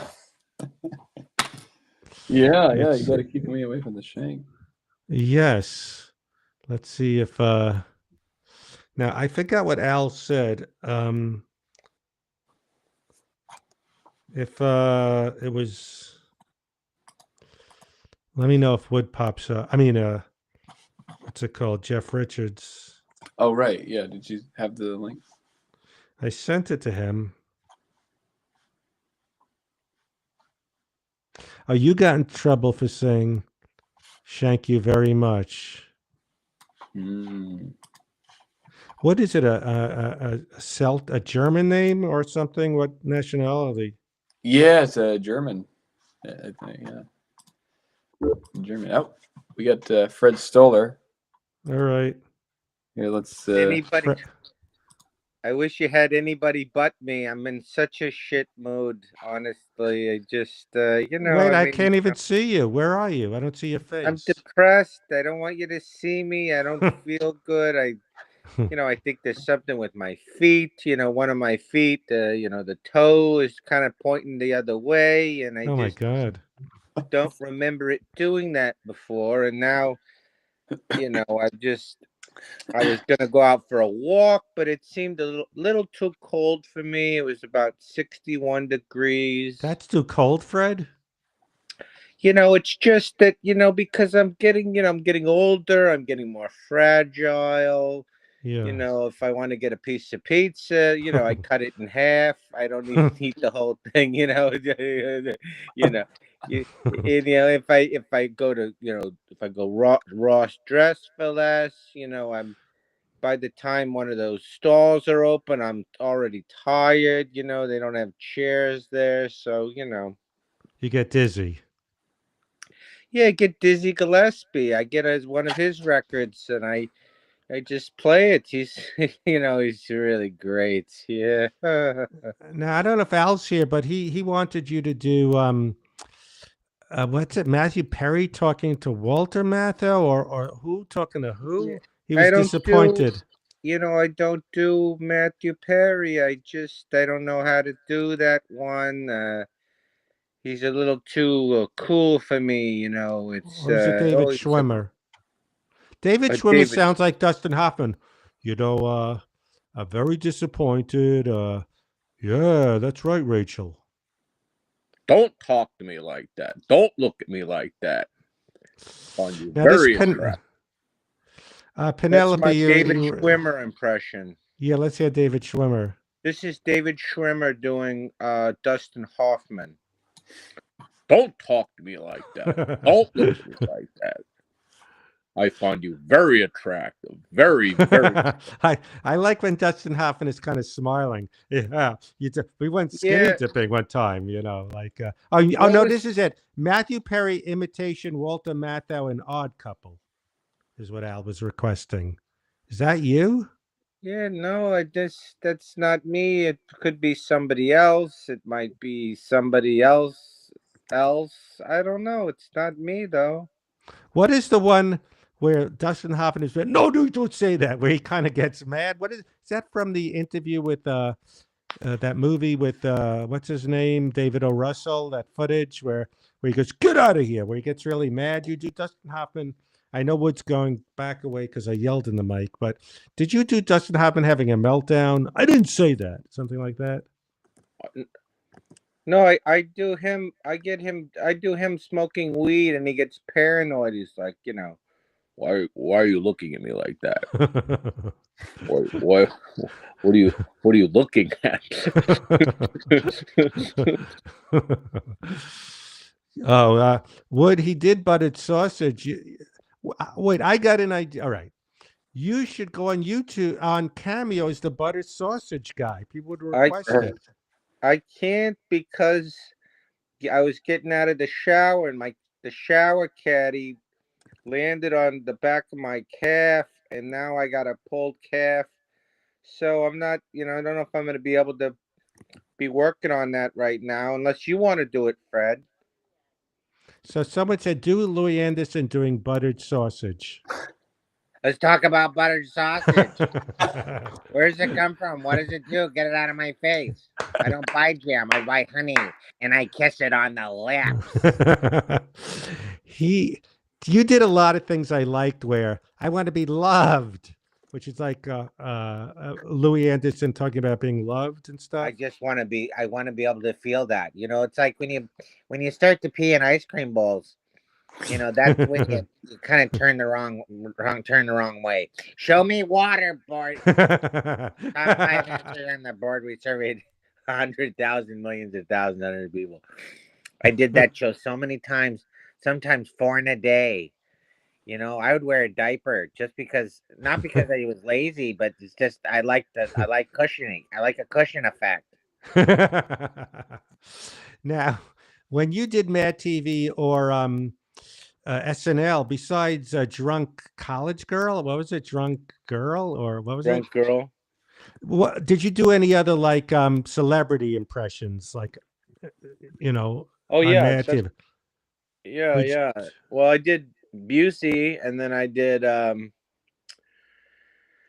did Louis and different ones. A lot of random ones. Like I did what's his name? The gentleman who became senator, Al Franken. I did him once. How do you do Al Franken? Well, let me think. I don't remember how to do it. It's like it goes Anna.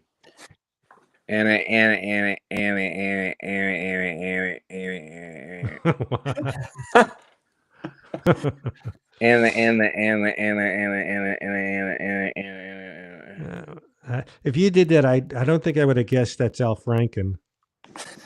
Oh, I know it's not great. Well, it's Anna.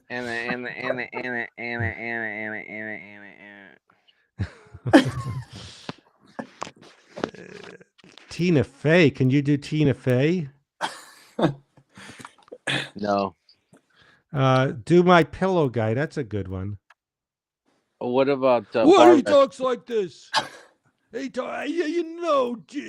Drew, they're Well, I wanna do crazy. I was a heroin addict. the bar rescue guy, the Jade Yes. Tapper? Yes, I started watching it because of your impression. And someone says, I don't care if there's a mouse. You're closed. You're gonna make that mouse into a special. Turn this on the right side.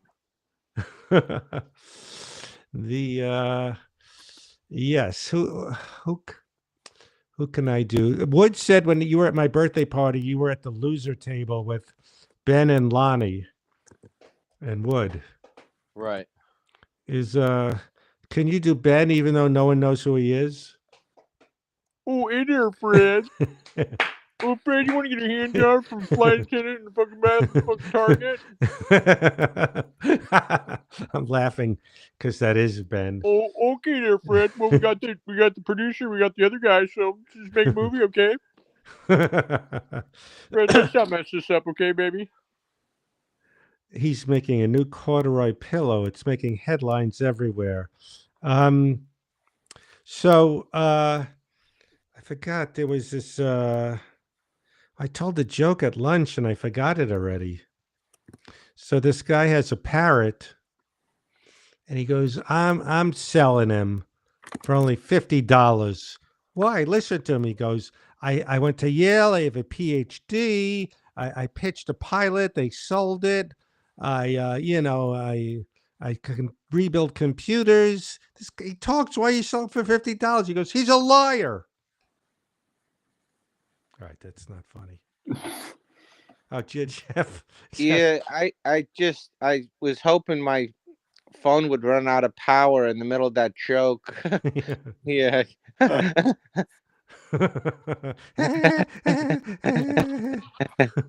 This is my impression of Fred Stoller after taking one of those nicotine pouches.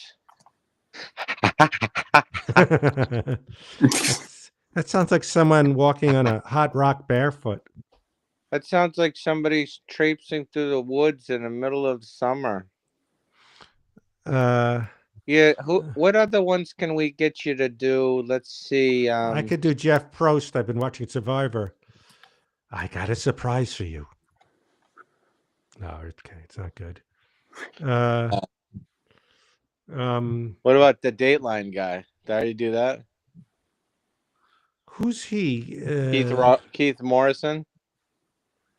Wait, Keith Morrison. I get mixed up with the. Well, not really. That show 48 Hours or Dateline, yeah, where they make it like it's obvious this guy killed him and he's going to jail, but then there's a twist, and they make it like maybe he's not the killer and he is, but they try to put down guilty. You know what I'm talking about? Yeah, it really is. But every episode is sort of like. Is that Jeff Richards again? Yeah, and another attempt. Another attempt at Jeff Richards. Well, now he's do Gene Wilder. Penelope wants you to do. There's no way of knowing which direction we are going. Wow, you look like him.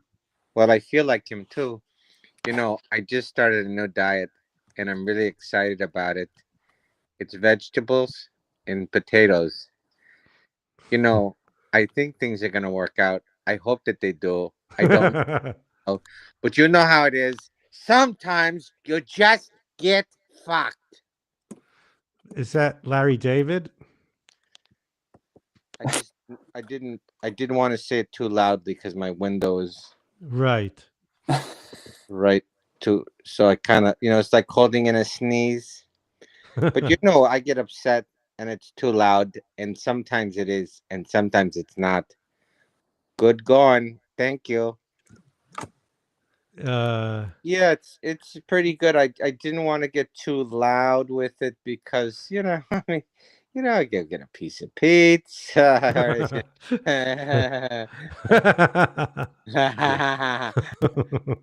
Sometimes I just want to hold on to a stuffed animal. Oh, And God. the only thing I have that really is like a stuffed animal is my cat, and he doesn't always want to be held.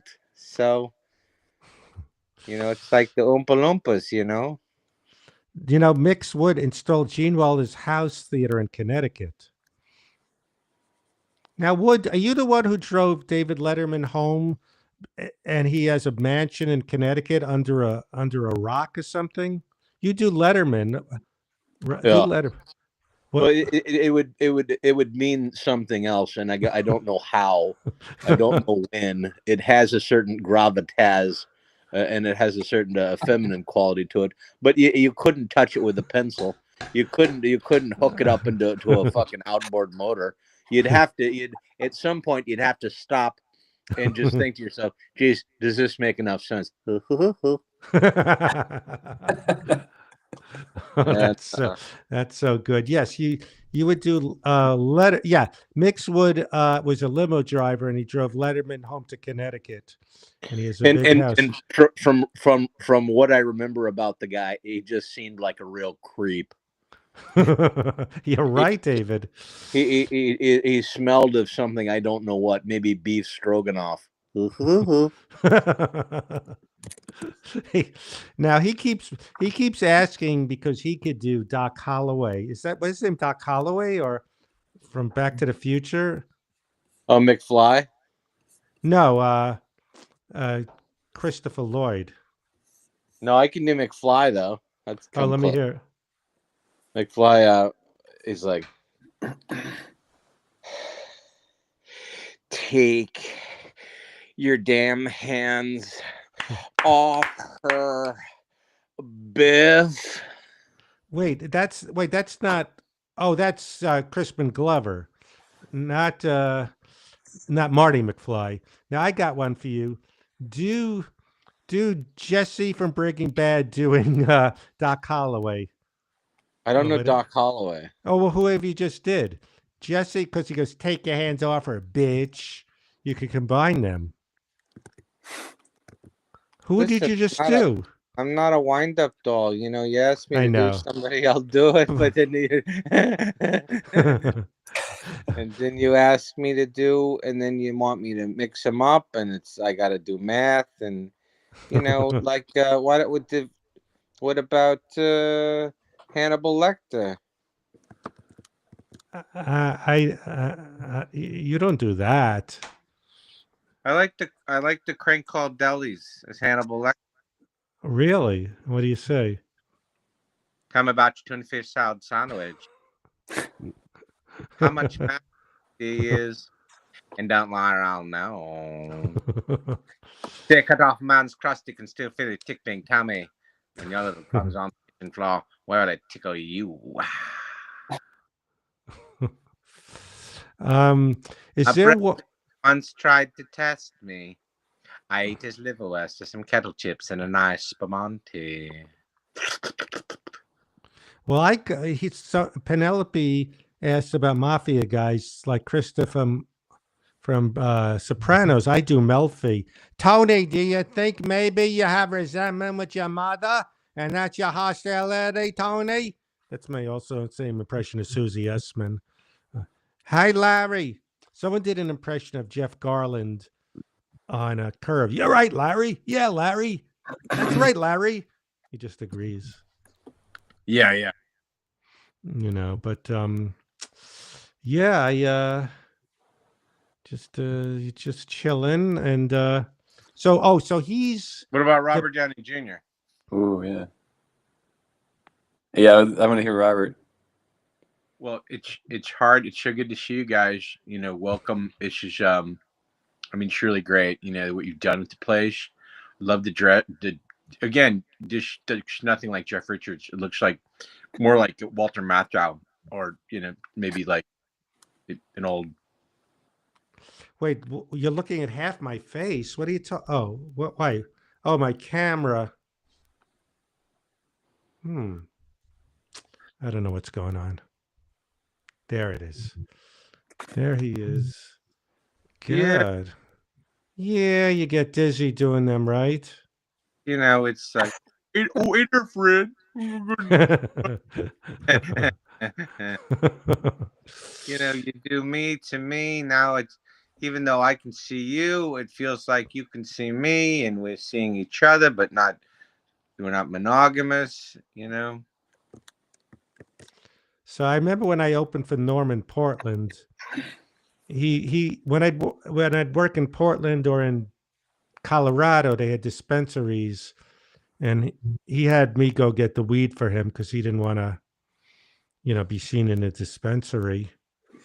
So the helium, that's where. So he was smoking weed in the the opening act goes, it's my dream to smoke weed with Norm Macdonald in the bathroom. Why is that a dream? So I want to be able to say I smoked weed with Norm Macdonald in the bathroom. All right. So then the fire alarm went off because they're smoking, and the show stopped when I was on stage. They stopped everything. Yeah. The whole Have you done helium in Portland? Yeah.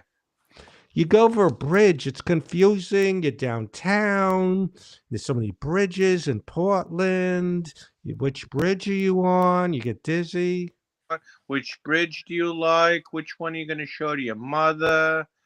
Which go to ice cream? What do you think? You're a tough guy? You're a big tough guy? What are you, Greg Fitzsimmons? Greg Fitzsimmons calls you, and then you gotta go do the spot and lower at least.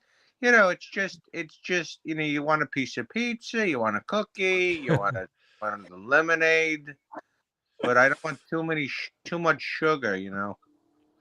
I was thinking about the stigma with a dispensary. It's legal, but still, it seems more like in my area, they have liquor stores, but you got to go to a more seedy one for a dispensary, like like, oh, that's low end, but it's legal and just as safe as liquor. They say liquor is quicker, but not if you've got a staph infection. You know that old saying. You know, if you So, look for a goose, you might find geese, or just you don't know how to say it. That one too is a good one. I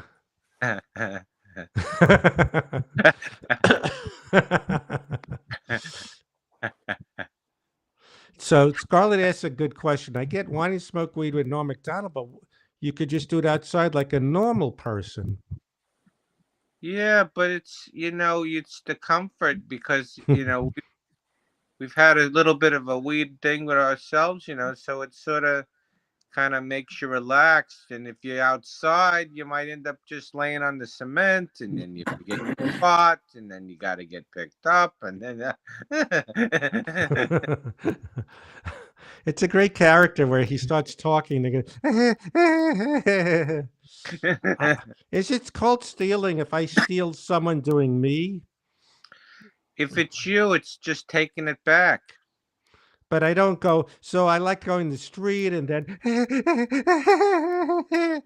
I don't think I do that. So nervous going into I 7-Eleven. see.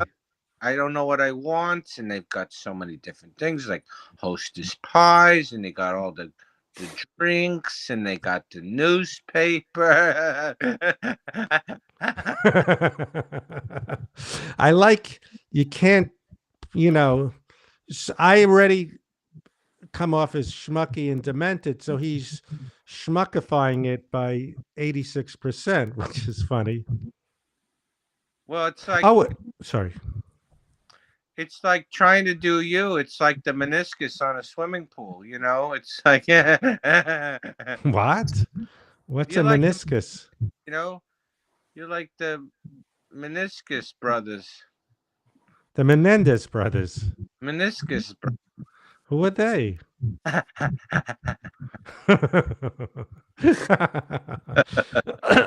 um, well, it's like looking in a mirror and listening It's to a like looking recording. in a mirror. In a mirror. It's, we all have our own issues with the shower caddy. I bought one that was too big for my bathtub, so I keep it outside, right outside the door. I've got the shampoo, so I've got the got. And I like to bring in the bathroom macaroni and cheese because it's so comforting. I get nervous getting in the shower.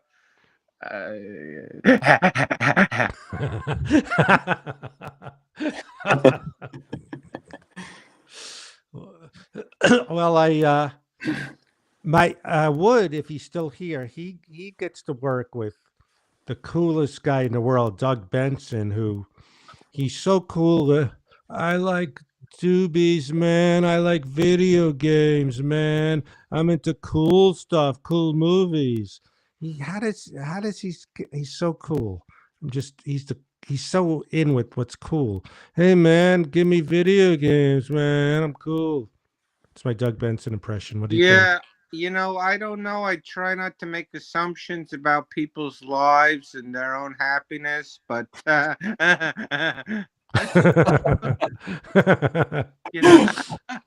I like this Fred better than me. It's because I had a little too much coffee, and I had some sugar. I'm already starting to feel a bit of a lag. I'm not laughing as often because I think I might be winding down or something. I'm a gamer. Well, yeah, Al, they did that in LA before weed was legal. You had to have a medical card, which was so idiotic because they'd have a quote unquote doctor in the front. I say, I have anxiety. All right. And you got to pay for the card. Um, how, you know, Scarlett has a great question. What's her question? Where's her question? The thing Al said reminded me of a question I had. Is weed actually made from grass, or is that just a slang term? Seems to be you grow it, I Well, guess. everything is I took botany. I know all about this. It's every piece of rice is like 1,000 villages. So when you put rice underwater, it suppresses the carbon dioxide. The dioxide. And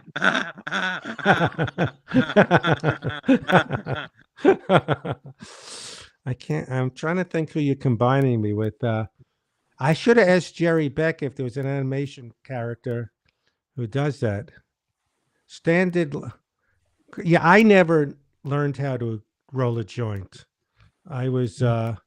That's why I like when they first had it. I would just put it in a pipe, and they'd always get clogged up. It sounds like you do me gets clogged up, and you're coughing, and yeah, you. it's not hard. If you're hard of hearing, then you're not going to be able to hear as good. If you just, if you don't like salt and you got low blood pressure, or you got to go to, you're trying to walk more, drink more liquid, it's.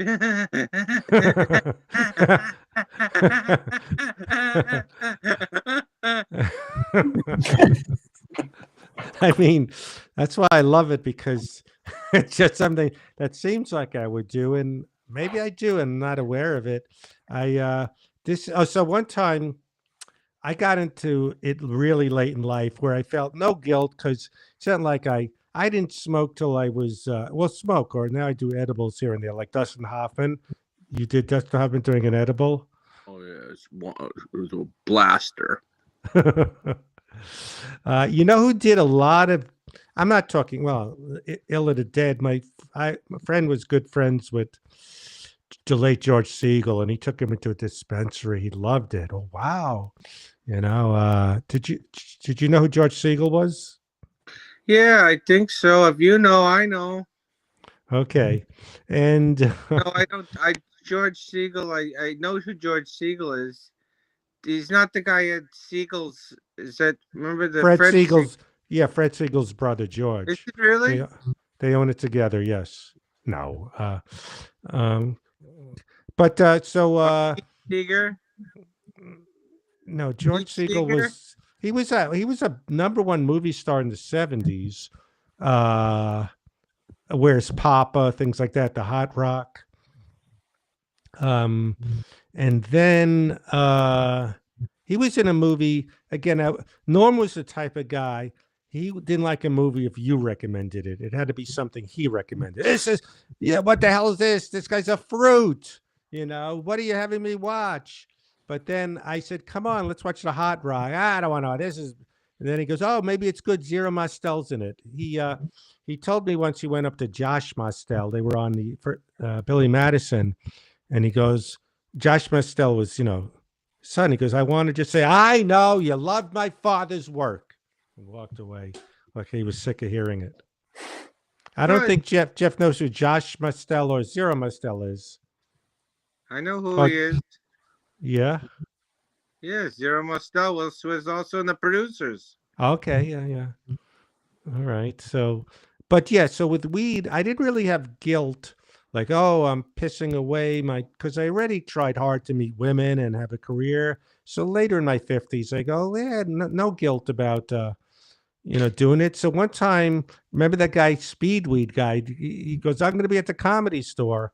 So I go there and I'm backstage and they had like Speedweed night with porno women and strippers and every hanger-oner because they had weed all over.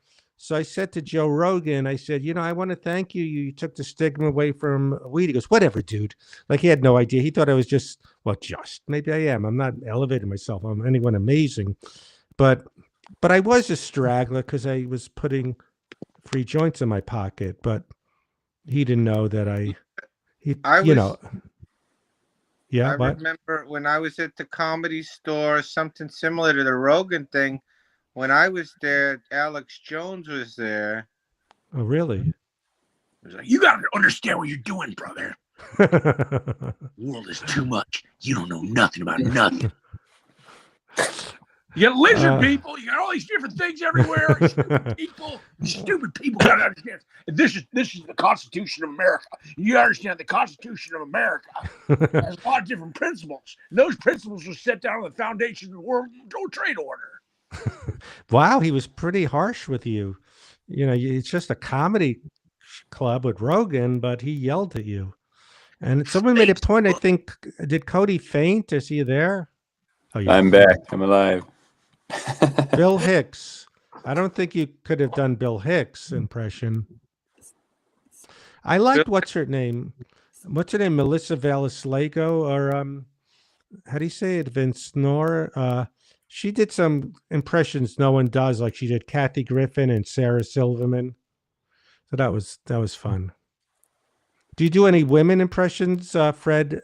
Big Fred? I can do Carol Channing. Hello, everyone. This time of year, it's so important to be able to give. And you can give something. You can give a little typewriter. If you got an old typewriter, you can donate it. I am Carol Channing.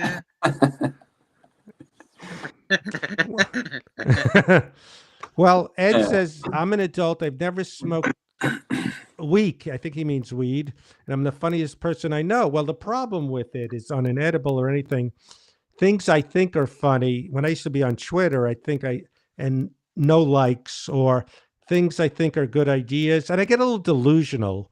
Like I was a little high and Cody was coming to town. I said, we got to get someone to film this because this is like the beginning of this Lennon McCarthy thing we're doing together. You know, this is the start. You got to film us meeting in person because this is amazing. These two who decades later, people are going to read our comic books and we'll be like peanuts. I had this delusion that you got to get a film of us meeting in person. Then I came down and go, what the hell's wrong with me? What are you, nuts? So you get a little more delusional and you think things are good ideas or funny. So it makes you a little less funny. Yeah, and sometimes there's two of you and they're talking to each other and it's you're trying to on bended knee, but sometimes you bend your knee when you didn't mean to, and then you fall on your face. So wait, when you do that laugh, Fred, are you laughing because it's funny, or like Bridget said, you're having stress, you're nervous? Listen, I don't know Bridget. She seems nice. A little bit sometimes. Like you get nervous, like you just put me on the spot, and you want me to be able to tell you something, so I get nervous.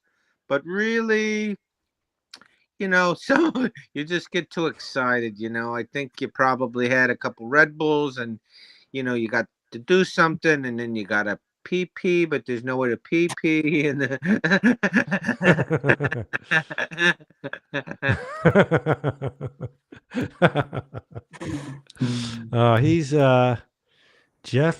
Fred is a very talented guy. It's not funny, but it's like back in my era, the 70s, impressionists were looked at like hacky, but you would think a guy like Jay Moore, I'm a tough guy, but he's very talented as Colin Quinn. Oh, you're gonna get it. Oh, you Stoller, you're so sick. You're doing cartoons so late in life. He came up to me when I was doing the young comedian special while getting ready. He goes, you know what's sick? You, a young comedian. Oh, you're 39. Oh, you're so sick. That's not bad. Who are you talking about? I'm doing Colin Quinn. Oh, you're sick. What about Jimmy Fallon? You know what I mean? That's incredible. That's the coolest thing. Hey man, how you doing, man? Jimmy, what do you think of Cody's pictures he's doing? It seems like you got it all together, like you got him wearing a shirt, and then pants, and then you got hair, and he's holding a book. I mean, come on, the guy's holding a book. It's like a book, that book with the pages with all the letters on them. That's incredible, man. Thanks, Jimmy. I got it. So you got a good validation, huh, Cody? Yeah, that's a big deal. Yeah. I I think um. it's sarcastic, but I'm gonna let it go because I'm an easygoing guy. He's. You told a story once that he's like that. He was so excited to meet Anna Gesteyer's mother. Oh yeah, did you hear that from Scott? From you. Well, from Oh, from this me, guy, yeah. Jeff I heard Richards. Scott. Yeah, yeah. That's a funny thing. I don't know much about it, but Anna Gaster's mom, incredible. I can't believe it. You're Anna Gaster's mom. This is fantastic. Incredible. It's let me ask you this question. Now, when you had your big Studio 8 audition in front of Lorne Michaels, do you remember other people waiting around to also try out also that we know now? Yeah, when I auditioned, I believe he auditioned the same time or right around the same period. It was Kevin what's his name? Brennan? No, I forgot. You know, a smaller dude. Small guy named Kevin. Kevin. Not Kevin. not the guy who does Bill Maher. No, his I name's not forget, Kevin. but he was pretty. He ended up being really big. Oh, Obviously. Kevin Pollock. No, no, black guy. Oh, Kevin Hart. Kevin Hart. Yeah. Wow. And but yeah, the rest is a blur. I don't know anything else. I can't. That's me trying to fit into puzzles. Show Jeff the picture. I don't fit into any of these puzzles. Nerdists, hipsters, bros.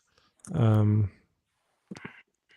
David Spade got it in '89 from the Young Comedian special. I was on with him, so he wasn't at 30 Rock. Can you do Dennis Miller? Yeah, Chachi. Hey, Chacho. No, not really. Kevin McAllister. Who's that? My God. So what do you? So you like your favorite show is Bar Rescue? I just started watching it. I got into. You the owner? No, he goes. Are you the owner? His eyebrows. Are you the owner? Are you the owner? You call these nachos? These don't look like fucking nachos. These look like bullshit. These fucking nachos are not fucking nachos. You got fucking jalapenos on there. There's not enough jalapenos. Come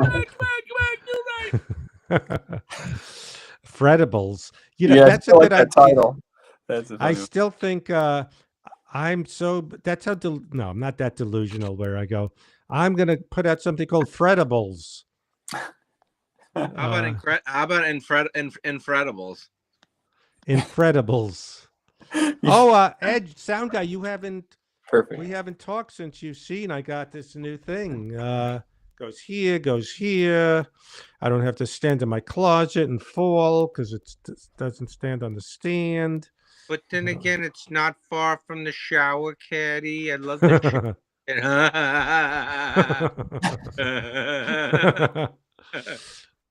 We could. I wonder, Cody, if you could take clips of this and animate. Right. Yeah. Jeff as me doing me. That's true. We could do that. Jeff, can you do an impression of Katharine Hepburn? Nah, I'm Katharine Hepburn. No. I told you what I meant, and I meant it right, and you are not my son. You don't understand. You know. I like to do. How about Daryl Hammond? Yeah. Oh, you do a great Daryl Hammond. He's not friends with me anymore. Oh no.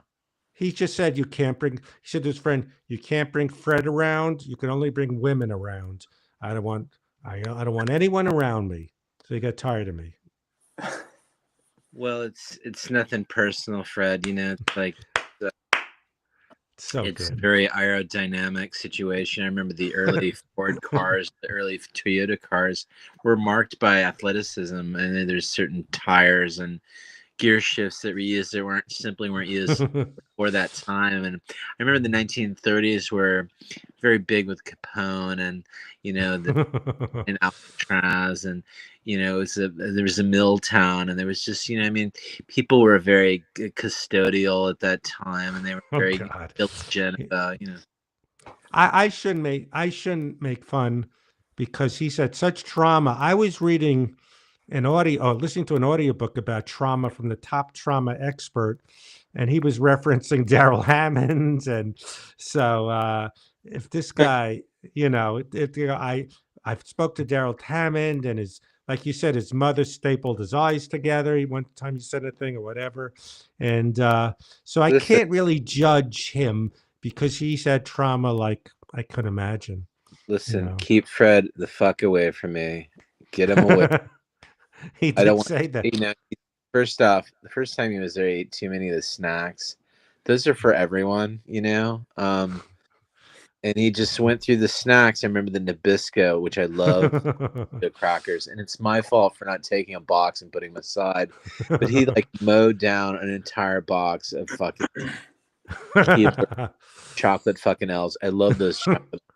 Really good.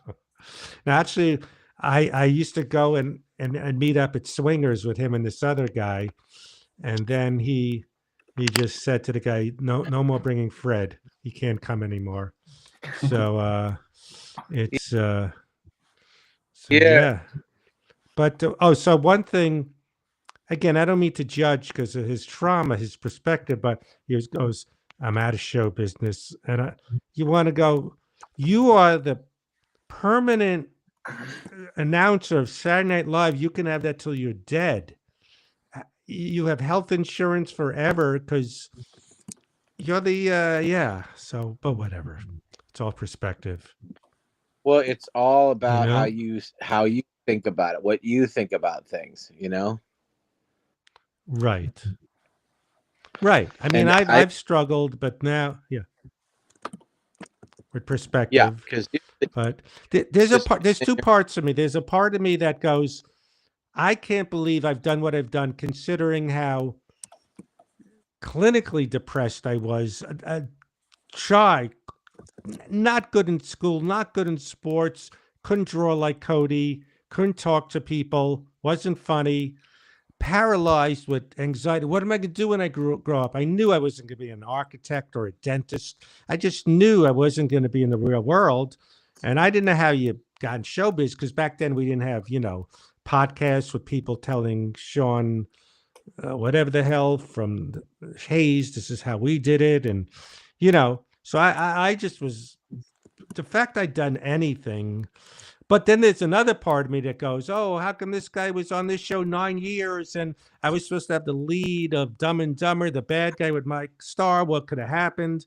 But I'm more in the other thing, like, wow. I mean, yeah, I compare myself because of my mother mercilessly to everyone, and I stopped doing it.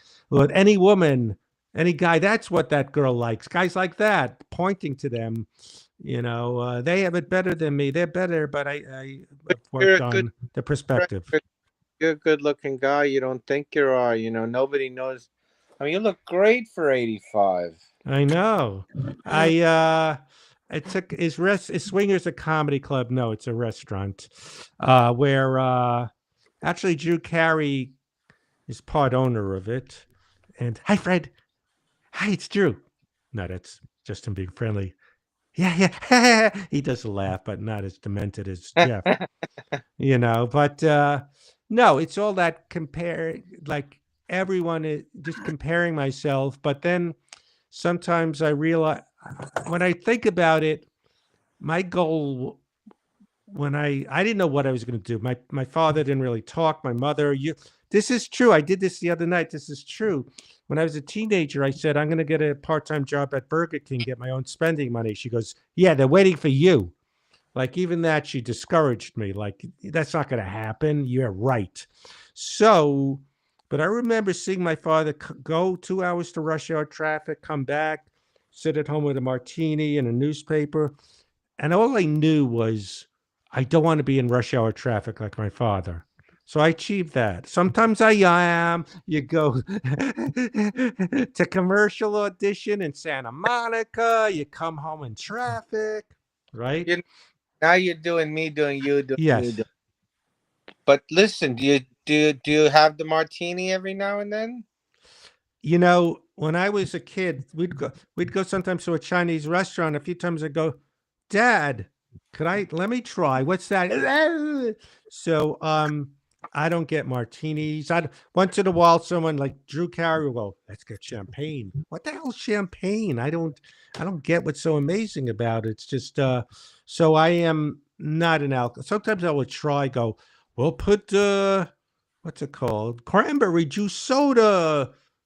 So you don't taste it. So alcohol, that's why I like an edible, because I'm not in the real world, but the world is more real, it seems, than this world. Except for thinking jokes of mine are funny, and that me and Cody, people want to see it documented the first time we met. I'm pretty more rational. So, but when I'm drunk in the real world. It's still, I would try that. Go, I'm at a party. I should try drinking. That's what they say. And no. The problem with an edible at a party is I get so obliterated. All I want to do is go home. How do I get home? I had just seen that movie with Keanu Reeves. What's it called? John Wick, where there's people shooting, psh, psh, and they had 37 of them. Walks out. I wasn't shooting, but I felt like at this party, everyone's coming at me as a threat. Oh no, you were in the corner. Get around. If that makes any sense? It doesn't make any sense. No, but Bridget said nowadays it seems people don't go out and do things as much. Very correct. They go on the internet and whatnot a lot more than getting outside or doing things on stage. That's a good point. I don't know what's at the movie theater now, or what's debuting on Apple Plus. There's a line. I'm funny now, but as a kid, I wasn't funny. I didn't hardly talk. I was pathologically shy. But I think what's funny about me is just no owning being a schmuck. Just well, my mother was very funny. She wasn't trying to be, because she just was. She was like Norm Crosby. The young people don't know who that is. He had a hearing aid, and so he would hear words wrong. So that was his act. Like, well, Jamie, what's his name? Hey, Fraser Smith. That's what I could do. Jamie go, Phrase, come up, Phrase. Fraser. So Jamie would say things like, I'm caught between a mouse and a fireplace, a hard place and a fireplace. I heard it word of mouse. So he says things like that. I heard it word of mouse. No, I'm not lying. So when he saw me when I first came to LA, he was like, "Well, you do the impressions. Nobody wants to see an impression. Nobody wants to see an impressions." So what happened was Jamie, the owner of the Laugh Factory, owned a house where he would let comics live, and Jeff lived there. So he'd bang out the, Buddy, we need you to do Trump. Wake up. Trump. Yeah. Like he assumed. Get your clothes on. Get across the street. The camera crews are ready. Of course, never heard of, no idea what it is or what the hell's going on. Wake up. You do Trump. Get up. You got to be careful letting him know your skill set. So to the people watching, so Jamie every year would film. He would have feeding the homeless on Thanksgiving, but it really wasn't the homeless. It was just these kind of weird actor people. And so one time our friend Jan Karam, who I could do, hi Friday, she just laughed, hi Sassy. Well, so she was online. scooping out food, and Jerry, Jimmy goes, no, put Jay Moore for the camera. Get her out. Put in Jay Moore. Like she got bumped for scooping out string beans because he needed Jay Moore on the camera. Hilarious. Yes, this is my impression of Jimmy Brogan. Hi, sir. Hi, sir. Hi, sir. You're on a fucking tear tonight. I could do impressions for just one word. Well, I could do Christopher Walken because I was in Joe Dirt, and he was the chemistry teacher. And I said, Joe Dirt saved. Shut up, you hard on. No, it was Joe Dirt. He saved you. No. I could do impressions of other people doing impressions. I drink your milkshake. I'm surprised you never did that Oh, guy. see that one. You did that one? I want to tell you something I think you should know. I'm an oil man, not an oily man. I have plenty of dirt on my skin to keep it dry. Oh, he's I want to Je- tell you something I think you should know. I'm an oil man, not an oily man. I have plenty of dirt on my face to keep all the oil off my face. We heard that bad joke. Wood is telling jokes. So he lives by Hermosa. I hated that stupid Comedy Magic Club because you would drive there an hour and a half in traffic to do 8 minutes, and they have like 18 comedians in a row, and they know the pacing. Like if you do one joke that strays, they're right away murmuring that someone's next. I know they're next. And to save money, they don't have an MC, so you have to say, "Let's hear it for so and so," and then bring up the next person. So I'm having trouble remembering my act. So how do I pronounce? There's a guy, Mike Guru Bagubala, and that Latino woman. She had a sitcom very briefly, and I said both their names wrong. Or I take out a piece of paper. Do you know what I'm talking about? I know what you're talking about. Yeah, they make you bring someone up, so you got to remember the name Of the guy that just came off. Yeah.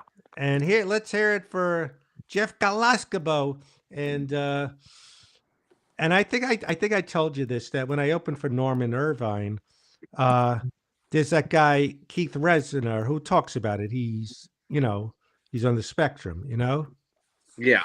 and so I may say it wrong. Al Madrigal, how do you say his name right? Al Madrigal, that's right. Yeah. So he's like pacing back and forth, rehearsing Al Magical, Al Magical, Al Magical. Like he's bringing. Then he goes, "Ladies and gentlemen, Albert Garamus." Nothing close to it. It's I'm gonna take the story from my friend Charles Zucker. One of the guys you remind me of, Richard Tanner, is that? No, there's a guy you remind me. Richard Chasler. He reminds me of you a lot, Jeff. You're kind of, perspective. I'm just kidding. No, this guy's kind of deluded. Like, I crushed CA wants me. Richard Chasler. Yeah. So one time Roseanne was doing like for some charity, 24 hours of comedy. And my friend Charles was going to go up at like 4:30 in the morning. So Chasler goes, "Can I go in front of you?" Like, where did he have to go? 4:30 in the morning. He goes, "I need to go in front of you, please." He goes, "No. That's kind of a. I'm surprised you don't do Roseanne. It's similar to Louis. I'm gonna do Jeff Ross, and I'm yeah. gonna roast this restream. Look at that picture. Look at the people in the picture. What are they? Keebler elves? What is that guy from the fucking Vatican?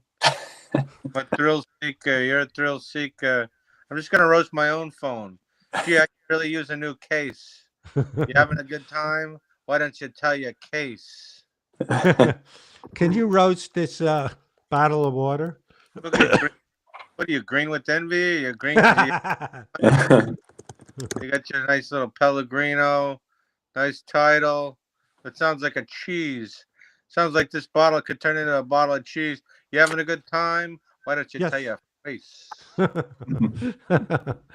That's There wasn't Jeff. much to listen. I only roast the ones I love. There wasn't a lot to roast with that bottle. It's just a label and a bottle. Sometimes I could roast anything. One time I roasted a rope.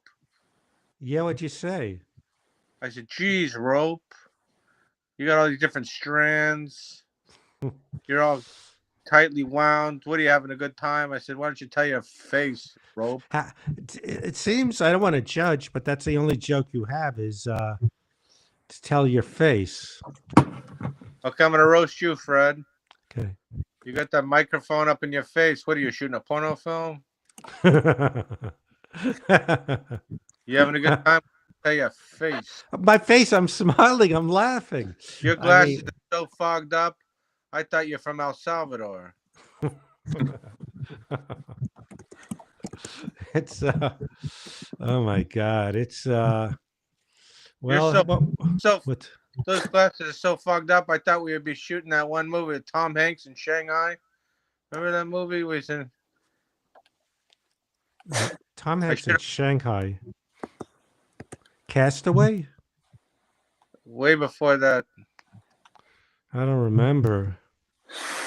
Maybe you don't want to remember. You having a good time, Fred? Yeah. Why don't you tell your face?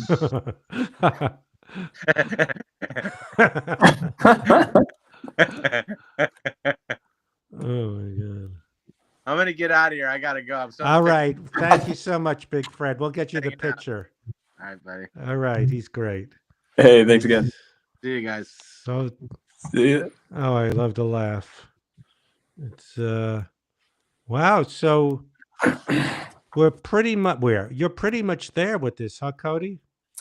Yeah, pretty much. So basically, it's it'd be funny if he kept doing that. I don't get the El Salvador joke. That I guess put the audio to it, and I forgot. Are you going to have any text with it? Bye, Scarlett. Yeah, I don't know. What do you think? I trust you. Please go back to the beginning. Let's just take a glance at it. I'd say if there's any text, it'll just be like a simple. Yes. statement. Oh no, it'll be the thing about the I wish there was more sex, and me too. Some of those things. Right. Um, Like yeah. It'll just be like statements of yeah, something like that. Exactly. Oh yeah, you want to see the beginning part? yes. Sure. We'll do a glance. Oh, you saying goodbye to Jeff. What's up, everybody? It's very addicting, isn't it? Why don't you tell your face? What's up, everybody? Well, this you could have me say, wait up. Wait up. Wow, where you go? Wait up. This guy, comedian Ron Zimmerman, who passed away a few years ago, I forgot his joke. His joke was something like he likes to date overweight women because he likes when they go, wait up. I mean, maybe I did it wrong, or maybe it's not funny. But just hearing "wait up," I remember that joke. Wait up. No, I got it. Wait, yeah, wait. Say that again. Wait up. He likes dating overweight women because he likes when they say "wait up" when he walks ahead of them. I don't know, Oh yeah. something like that. Keith Resner, yes. I forgot the Keith Resner story. Oh yeah, Al Magagagalo.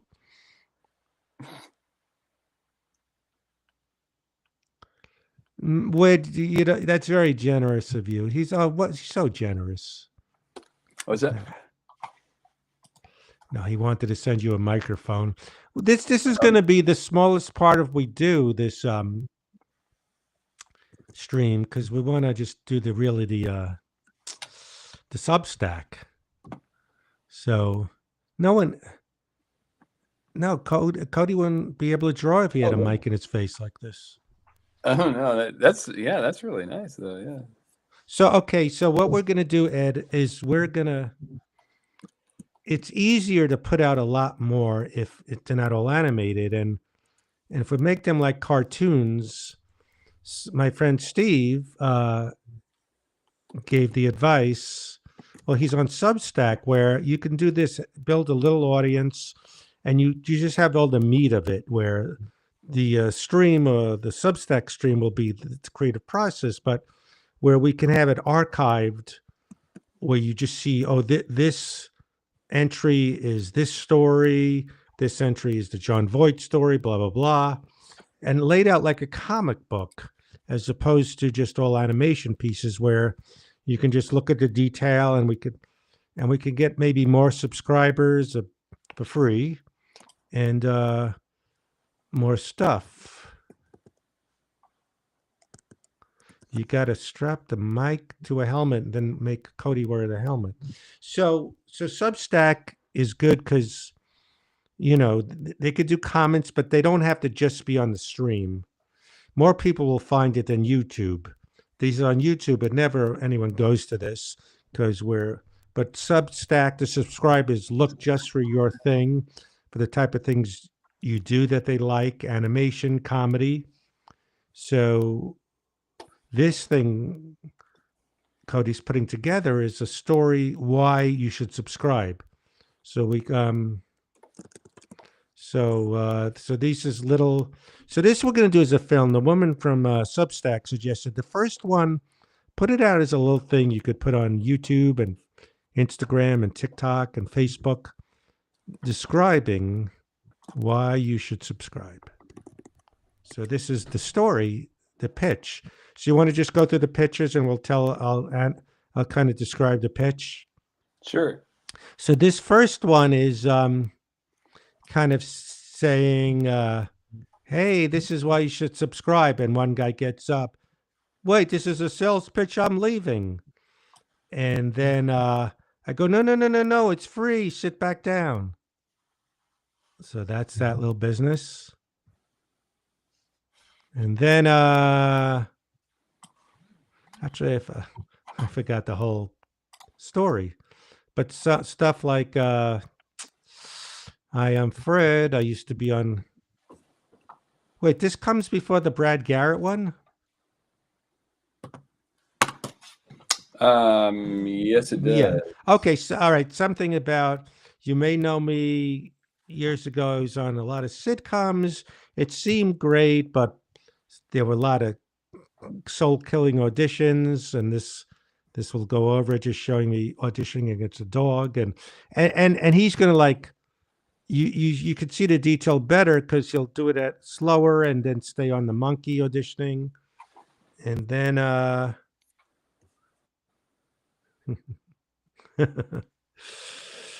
and then say, even when I did shows, I was always on eggshells. I was and this about soul killing auditions and throwing tomatoes at me. And when I'm in the waiting room, it's saying reading for parts of Tough Guy. And when you're on a show, you're on eggshells. You can't mess up. So this is me on the set of Raymond with Brad Garrett and Ray Romano clutching a lot of microphone. And then you go to other stuff where, I did have a book out. Wait, this is before the book. Wait. Yes. Oh, it's probably right, but I thought I did have a book out. I'll have to. I'll have to reread it. I'm sure I it's think right. it is, unless I moved something. Because it would seem like first, like what I enjoyed. Oh yeah, no. Oh yeah, now I'm confused. Wait a minute. Wait, so we go from here, and then Do people recognize me? And it breaks up the isolation. I'll look through the thing again when I find the context. Let me see.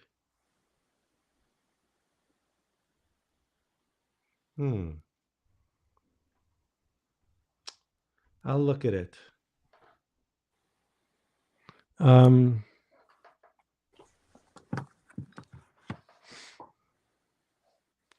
All right, but it's all great pictures. is I that one? thought I thought this was later on. Like I don't fit into puzzles. I got tired of Let me look. So maybe I should bring up the. Let the me look. text. Yeah. I I can't remember. I think it was in order. I think you say like I tried everything. After that, you're concocting a Right.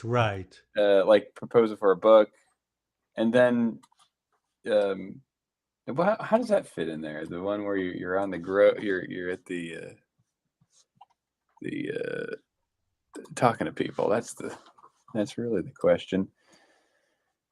Let's see. I think I downloaded that.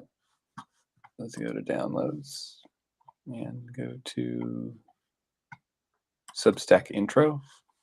Let me put the AC on. I'll be right there. So I can kind of read this. So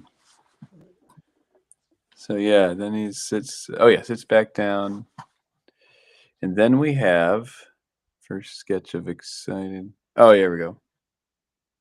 Here we go. I'll just read it like Fred.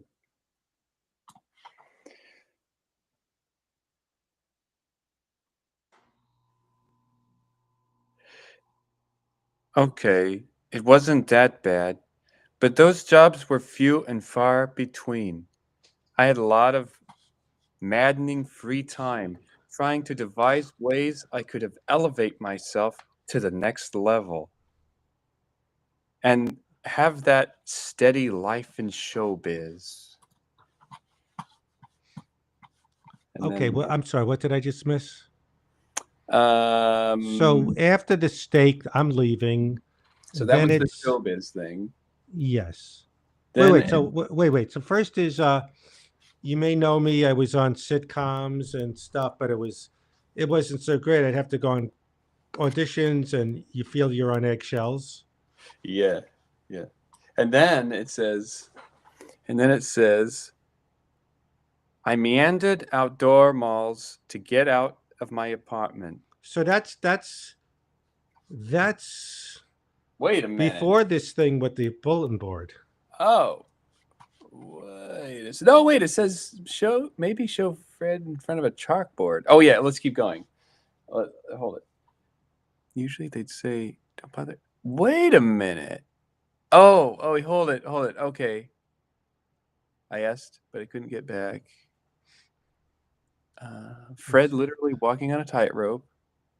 That was when it said, "Oh, far and few between city life and showbiz." That's with that. Okay, so I got that out of order. Wait, This sketch your friend. First sketch is friend of group. Second is okay. Guy this sits back down. Sketch your friend of people he's reading for, eating. Okay, the third sketch this this one comes. audition stuff. This is the steady. Oh wait, hold it. This one says I meandered out of the malls to get out of my. Oh, maybe I'm reading them in the wrong order. Yes. I mean, meaning that I put this in front. This one says, okay. The third, after the guy sitting down, is sketch your Fred in front of people who's the bad auditions. Right.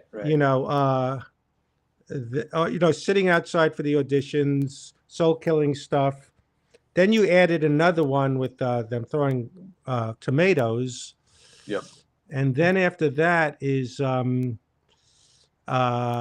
Brad Garrett to tightrope. Right. And then holding and money. then after and then it says maybe a sketch in front of the chalkboard, mad scientist. This is where you say, That's after the tightrope stuff. yeah, it says you were trying to elevate yourself to the next level, Right. to change your image, and then After that is this. weight up and stuff. I meandered outdoor malls to get out of my apartment. Sometimes it was nice when someone spotted me. And that's that part. Yes. And then they're trying to get away. The joke is, I'd be so happy someone broke up the isolation. They'd say to me, we don't mean to bother you. We like what you do. But I'd be so happy someone broke up the isolation. Now I'm bothering them. Yes, yeah. That's right. And then, yeah, we got that. And then sketch of Fred opening rejection letters, closing with some, I wish there was more sex. So that's after that. Yeah. So you could have him say, I wish there was more sex. I go, me too. Yeah. Exactly. Yeah, we'll put that in there. So then after that is sketch of single morphing Fred proud of his book or something. Yes. Yep. Then after the puzzle. And the puzzle.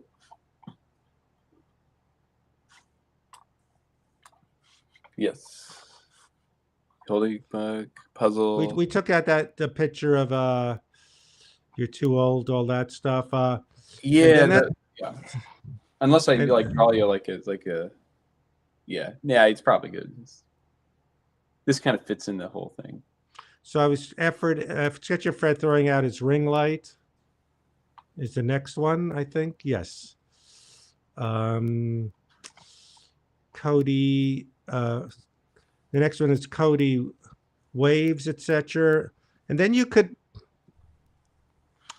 put in like a little clip maybe of the Mershkala thing. I don't know. Do you want to? I don't know if you need to put the whole thing in.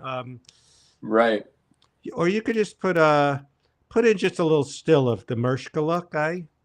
Yes. And then after that, just a sketch of me from the thing already of driving in Hollywood. You know, just take from the video and yeah, just. Oh yeah. You know what I mean? Oh yeah. This would be the ones where they're saying, "Where's the steak?" Yes. So you know, just for that one part where I said, you know, he reached out to this thing I thought was funny. You could just even have without the audio, just Merskala doing a few seconds. You know what I mean? Yeah. Oh The yeah. one Yeah. with, Yeah. Faded in. yeah, just with the is this gluten free? Yeah. That's kind of like Jeff Ross doing it. Is this gluten free? Is this gluten free? Hi, this is Musculump. Hey Fred. Yes. How's it going? Why don't you tell your face? What Having do a you good tell time? your face, Fred? Yeah. Okay. So I think just aligning the audio with that, and then before what's it called, Substack, Right. just you can go on together and try to figure out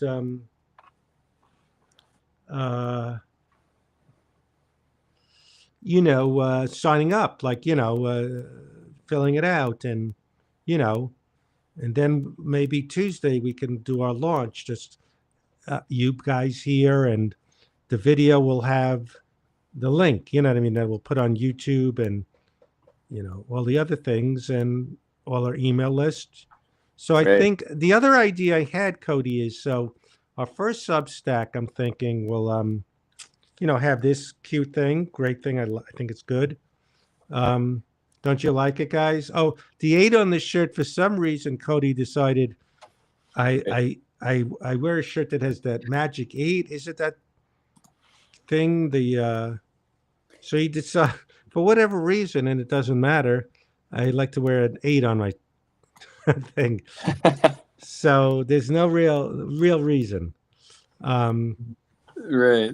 But Gary seems to like what you're doing here, but I was thinking, again, maybe it's not hard to do, but on a first Substack, we'll do this introductory video, and what's great is you can have other links, like here's the full audio for you did the 5 minutes to kill, and Yep. maybe you can have the what's it called, this kind of with the pictures itself, so they can just stay on them, you know what I mean? Yeah. And also you could have coming attractions like Fred and his showbiz friends, and have the still of John Voight, Ben Stiller one, Norm, Fred and his mom, Fred at eating alone mostly. You know what I mean? Just a little coming attraction, either the same as this, where a little thing we could post, or just a picture of coming attractions like they had in comic books. Right. Absolutely. Yep. So I'm very, very, very excited.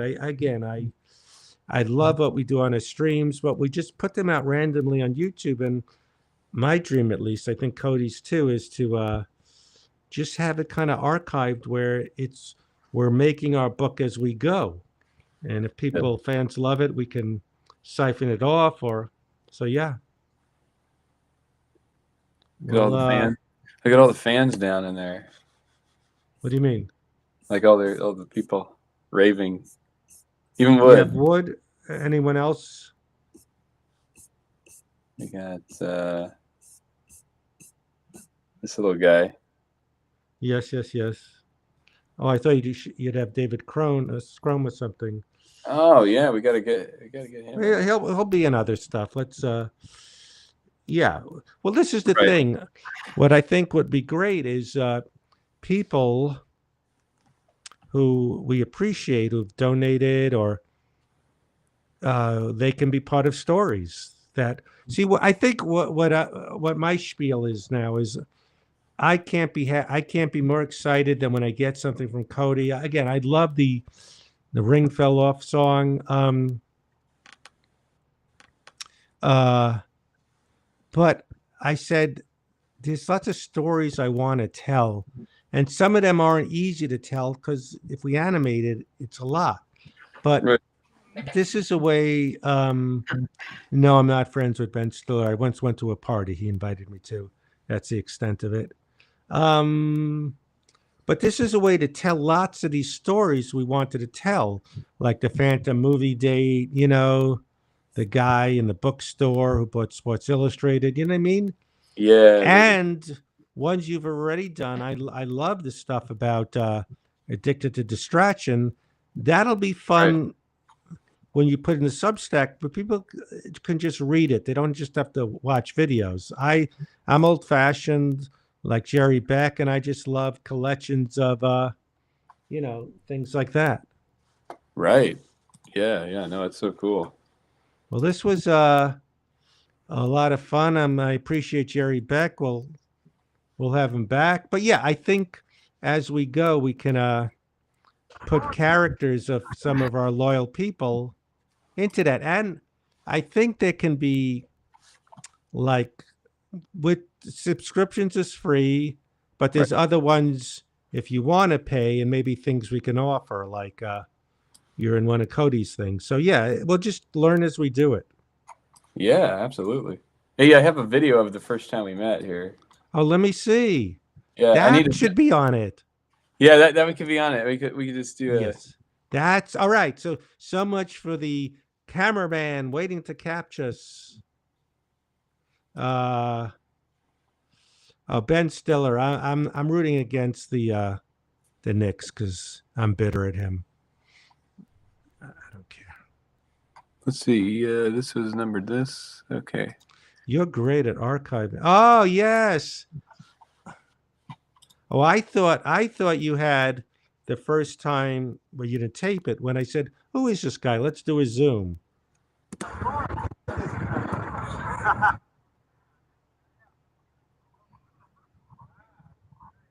That's great. There you are. We could put other clips. Well, also what I would like to do is It's just funny. I like to leave it on that end picture. yeah, also eventually I'd like you to write up your story about Cody's trip to Hollywood, and we could have clips from the Andy show, but I also want to do one where it's you illustrate, again, not animate because it's not as intensive, the talk I made about Andy, but you could put extra things here, like the time me, you, and Andy talked on the. That's great. Where it's a book. It's illustrated like a book, but Right. we have little extra features on it, Yeah. like the time you had when me and you and Andy talked on the phone the first time, the three of us. Yeah. So Yeah. Oh, yeah. I'd like to put that one up there. That was pretty funny. We were telling him about this story, and he was getting a kick out of it. yeah, have that one on when we'll do the one about we'll have it the story told about Andy will be our Andy Paley episode segment. Oh, that'd be great. Yeah. Yeah, you don't have to have Andy the first one. We'll do one about Andy, and we'll Yeah. have So Yeah. there's so many extra things we could add with this kind of blog Substack thing that includes links and things, and so very excited. I'm so glad we got. I think you got it finished except for the audio, and so very excited. Yes. Well, before we wrap it, any last questions or comments? Again, Jeff Richards. Oh, yeah. That was fun. He came on. That was Yeah, great. and I like that this sort of, and we'll get a lot more streamers once we go to Substack because it's easier to get subscriptions than YouTube. Oh, this is funny, Wood. So only one of my things is working, my Nest cameras, but I just I'm here and my cat came in, and There she is. so now you can see her. You see the cat. It registered a cat came in. Oh, look. Oh, how do I? Where are you? Oh, there she is. Oh, she's sitting there watching you. Yes. Are you going to be a subscriber, please? She's like, what? But yeah. But I am. Funny. Wood, sometimes Wood says, you got to get this. It's a robot that follows your cats and takes pictures. It's 400, or you got to get a video machine. And I don't need that. Come on, you got to.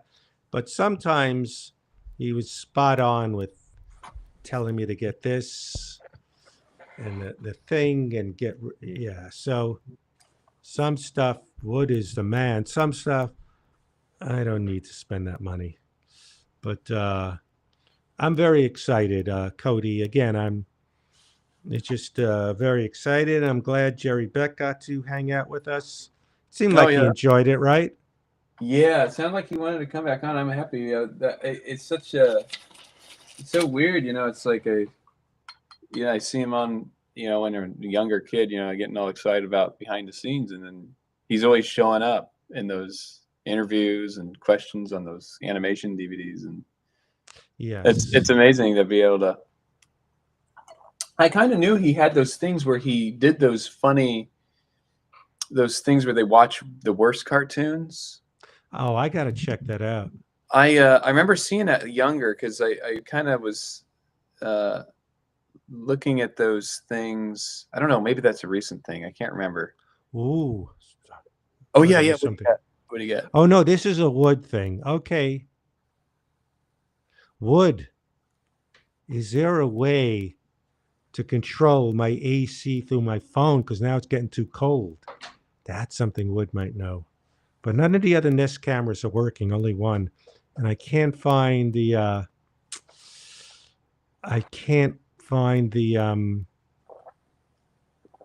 oh, can you send me a copy of that? All right, I know I'm keeping you long, Cody, but let me tell you one last story. Yeah, you know, it's good. So Ben, who Jeff did an impression of, did a movie, but I couldn't make this extra day. So he had Lonnie, who looks like me and does an impression, do me in this last scene. But people go, "Why is he back?" It doesn't make sense. So he deep faked Lonnie's face on mine. So can you send me that? I'd love to see how that looked. So they did a deep fake on you? So Sloppy, is that what you do? You're a deep fake kind of like tech guy? Yes, that would be good to control my AC because it was too hot. Now it's too cold. Oh, now it just shut off. You heard me say that. So please send me that. Yes. Send me a Facebook message or an Instagram, or I would give my email out, but there'd be too many for Chloe. But yes, very excited. Yeah, And, it was great. I mean, like, yeah, it was fun. He knew about the Super 6 series. I mean, it's amazing what Jerry it blows my mind when I think, wow, he knows all the like all the artists and the people who worked on it, and I'm like, that's that's a valuable thing, to because it's like, I mean, even it's I'd be interested to see, because I know he said he likes to draw. I'd love to see his stuff. I mean, he knows so much. yes. I mean, that's got to be something, pretty cool.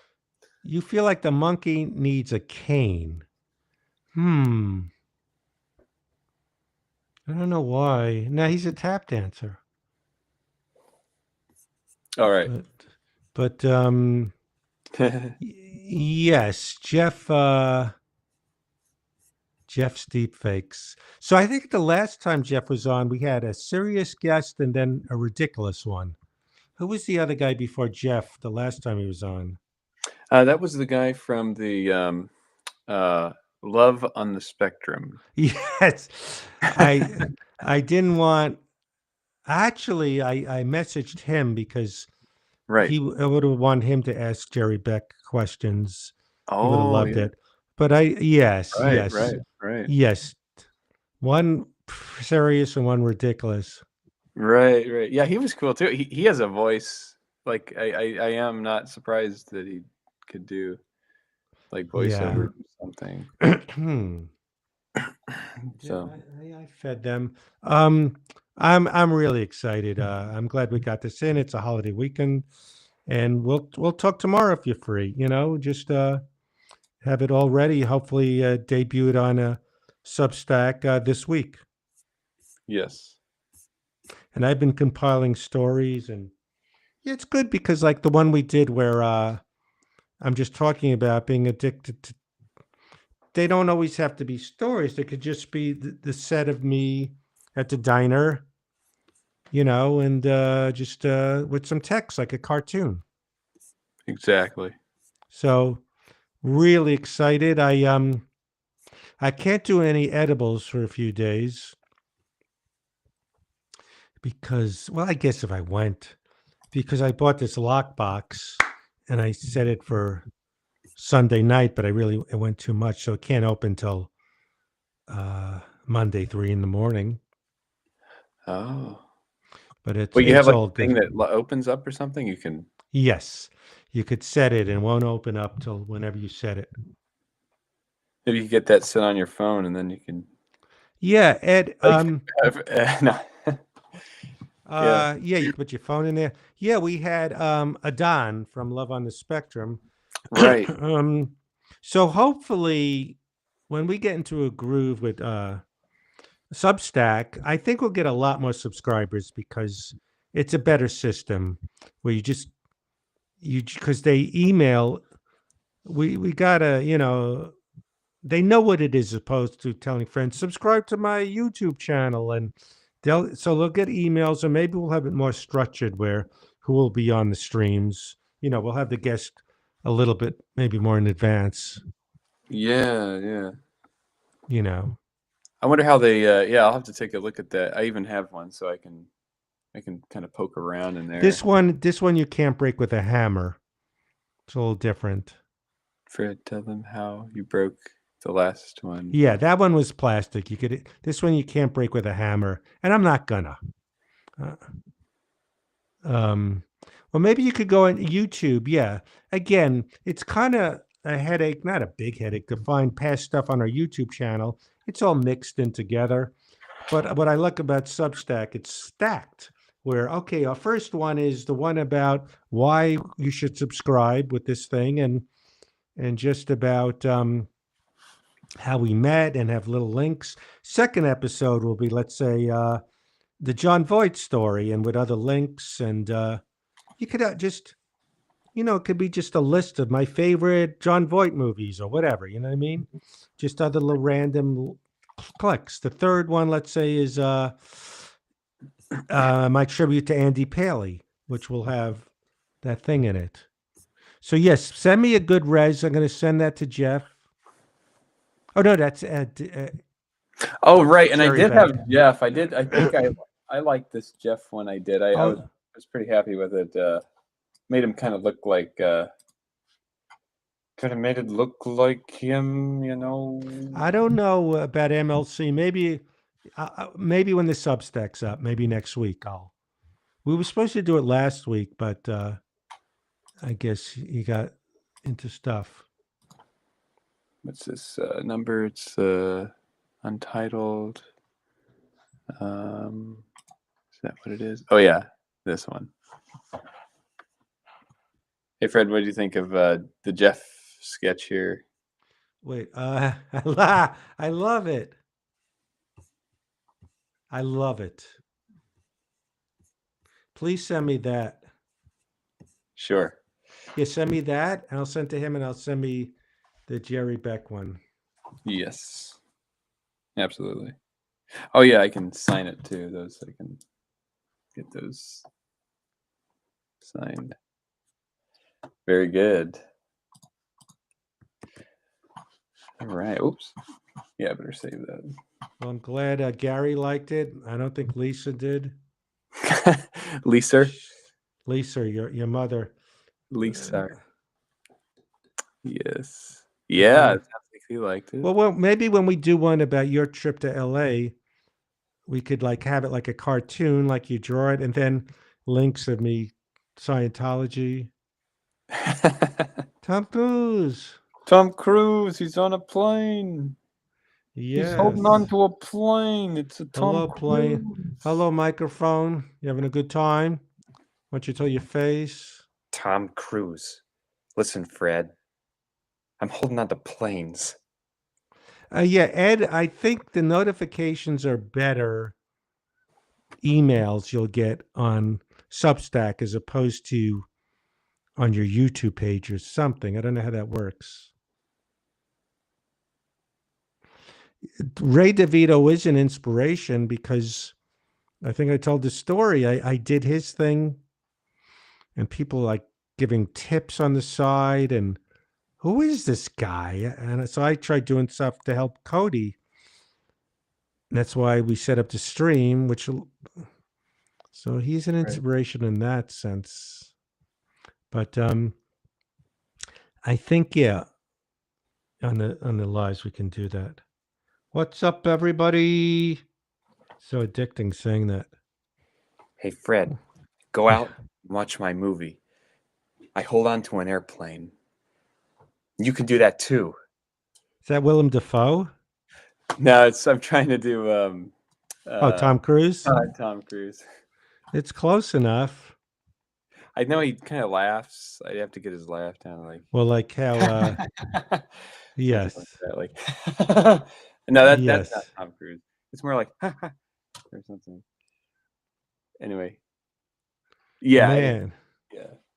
So Well, this was great. Wood, thank you for this makes sense. Rather than a robot that looks like a mouse that chases my cats for $800. This was the best. I gotta figure out, yeah, the Nest cameras. I gotta find that key in the straw. I'll look later. But very generous yeah. guy, Wood. Yes. Oh yeah, Wood. Amazing. Yes. Great guy. I don't need. I don't. I don't want. I like. I don't want a pinball machine or an Arcanide machine. I would probably end up just get. It's. I like less stuff, and Like a I like life going. size one, Yeah. like a big one in your guest room. Nah. What I like about the guest room is it feels like a hotel room in that it you don't feel like you're in Fred's room. You know what I mean? It doesn't have so many my stuff. It just feels like a generic bed and a dresser. You know what I mean? Right. Which uh I think I'm going to put a little TV in there for. I know I'm a stone. I don't sound like a stoner, but when I do an edible, I want to be able to. TV's better in there than in the bedroom, where just lie on the bed as opposed to on my couch and just like listen to something. Yeah, I have. Yeah, it makes me wonder. Like, you put it. Have you ever? I wonder what would happen. You could put a TV on the ceiling. No, I'd be too nervous. No, You better have that. Nice I mean scoot on by. sometimes I have that little round what's it called, Amazon. Oh, it's funny. I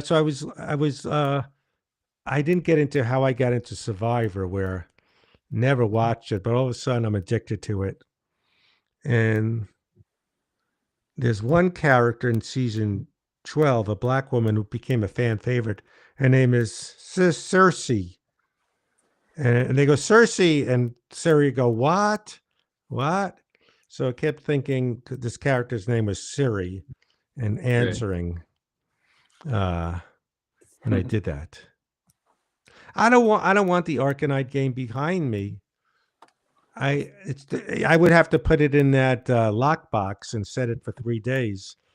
I just like to go to it, or a pinball, but yeah, and those things I assume they're never quite like the real Arkanoid. It's a big thing that has all of them, and always the stick is a little bit off. Jimmy O Yang has one of those. It's just my opinion. Right. A neck pillow. Okay, before we go, Oh yeah, he wants to look at his character one last time. Nice.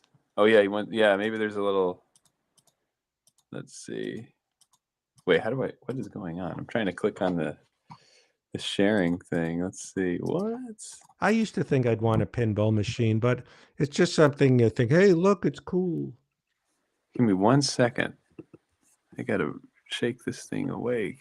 What is going on? Hi, Lysander. Oh, here we go. Stop sharing, or give me 1 second. Now it's acting up for some reason. What's up, everybody? Actually, I can actually. I'll just do this because when technical problems happen, it's like why? Let's see. Command Shift 4. What did Wood comment on the YouTube? Cody, you're really wearing air warmers. What's an air warmer? Oh, ear warmers? I don't know. Oh, you mean in the video when I see you I'm wearing those like ear thing. Oh, when you met me. Yeah, in that was Glendale. Yeah, that was. It was like They were staying on Brand Avenue in a hotel, and we.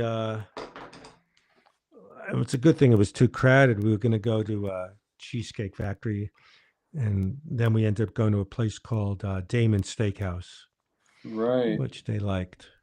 Yeah, I love that. That was a pretty cool place. You having a good time? Why don't you tell your face?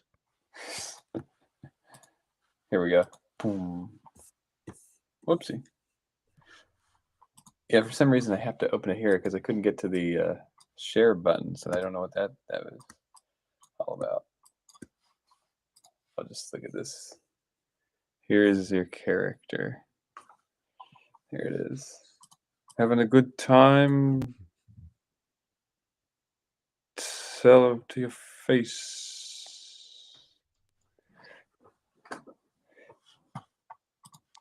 Pinball is a good game to play. Now, if you have the same pinball game, I know it's like a first world problem. You get so tired of it. Hmm. No. Why don't you tell your face? Why don't you tell your face? Why don't you just enlarge that and we'll send it to Wood just as that?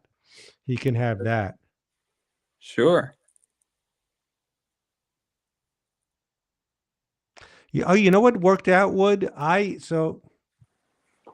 Not that it was a big deal, but I did this guy's podcast yesterday and I thought, I was nervous it would buffer because my route is in the other room, but worked out. I don't think if I put a TV in the guest room, it should be good off the router. It's close enough. Or my other place, it used to have that cement thing.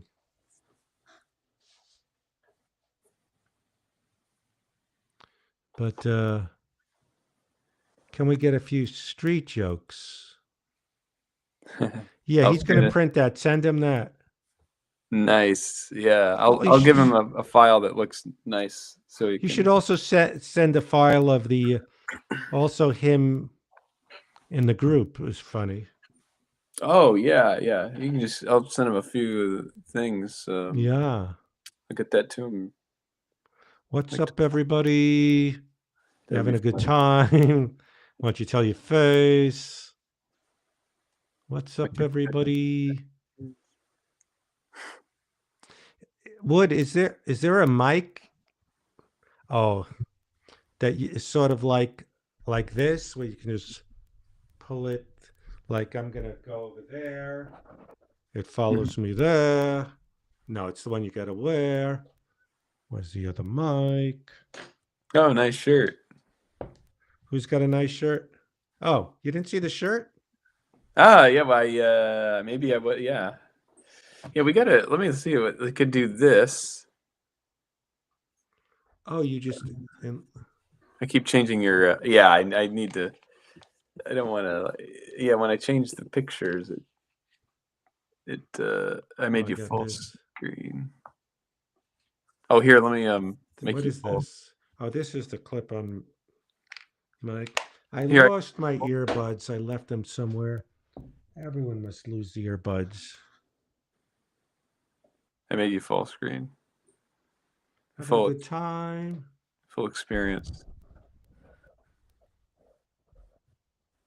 Yeah, we're at the top of the tech game. Let's not push it. We got this. I gotta. But no more earbuds. How did I lose them? I like them. But they're easy to lose. I could see. I never learned how to do my they're not in here. Nope. I never learned how to use my what's it called? iPad. Is that what it is? Yeah. The stick pencil on it, which, oh no, this isn't that. What is this? Is this the, what is this? What are you looking at? Is this for an iPad? That looks like it's for Just a regular pen? I don't know. Does it have a ballpoint pen on it? Yeah. It's not the Uh, iPad thing. Unless it's something you can write on and it transfers it to the computer screen. Yeah, And I did that. I did this oh, wood. I did the no, I think it is for the iPad. It's not doing ink. Does anyone know what this is? I don't know. Maybe it looks like it's some device. All right. You should try drawing one time. All right. You should try like a character for fun. Just have that'd be fun to see how you come up with. All right. That would be kind of cool. The tip fell off. Oh, yes. Oh, Okay. All right. That's in a. You okay, Chloe? Who knows if I'll find the tip. Sorry. But I didn't like it. I I thought get an iPad if I have something going on. Yeah. That like a script, I can mark it up and don't have to. But I did this video game thing job where it was still easier to print it up and mark it with a pen. I still like that. Taking your temperature. Well, again, I'm glad we could do this. This was last minute that Jerry Beck came on, and I wasn't even looking for Jeff Ross. He just found it somehow. I guess it's random how people get YouTube alerts. But like I said, Substack, it's much more of a different, better system. Yeah. And Cat's running back and forth. So, all right, Cody, this was great. I'm so excited that we're getting real close. Me too. It's exciting. So we'll touch base tomorrow. Cool. And thank you, all you people. It was fun. Thank you, everybody. We'll get the picture to Wood, to Jeff Ross. Jeff Richards. And to Jerry Beck. So we will. Hey, you could move your microphone closer to you. Tell it to your face. Move it close when I sit back. Move it close to your face. To your face. I wonder if you could do a voice from like. I forgot. Yeah, it would be funny to see if he does Jim Backus or something. Doesn't sound like he does animation people, but we could be wrong. I don't know who Jeff Lifshitz is. Thank you, Penelope Parasite. We'll get more. I think people like guest, and I like when Cody. It keeps Cody. You got to keep the Cody happy. But not get him distracted. It's hard. So we will have more people. So I'm not going to do it any time. I'm not going to get high. No, it's in the lockbox. So all right, Keep it in the lockbox. All right. We will talk later. This was so much fun. Yeah, Fred. It's really, really good. I feel like, I'll keep in touch. All right. The next thing. Oh, I didn't know it's a real name. Good night, everybody. To your face.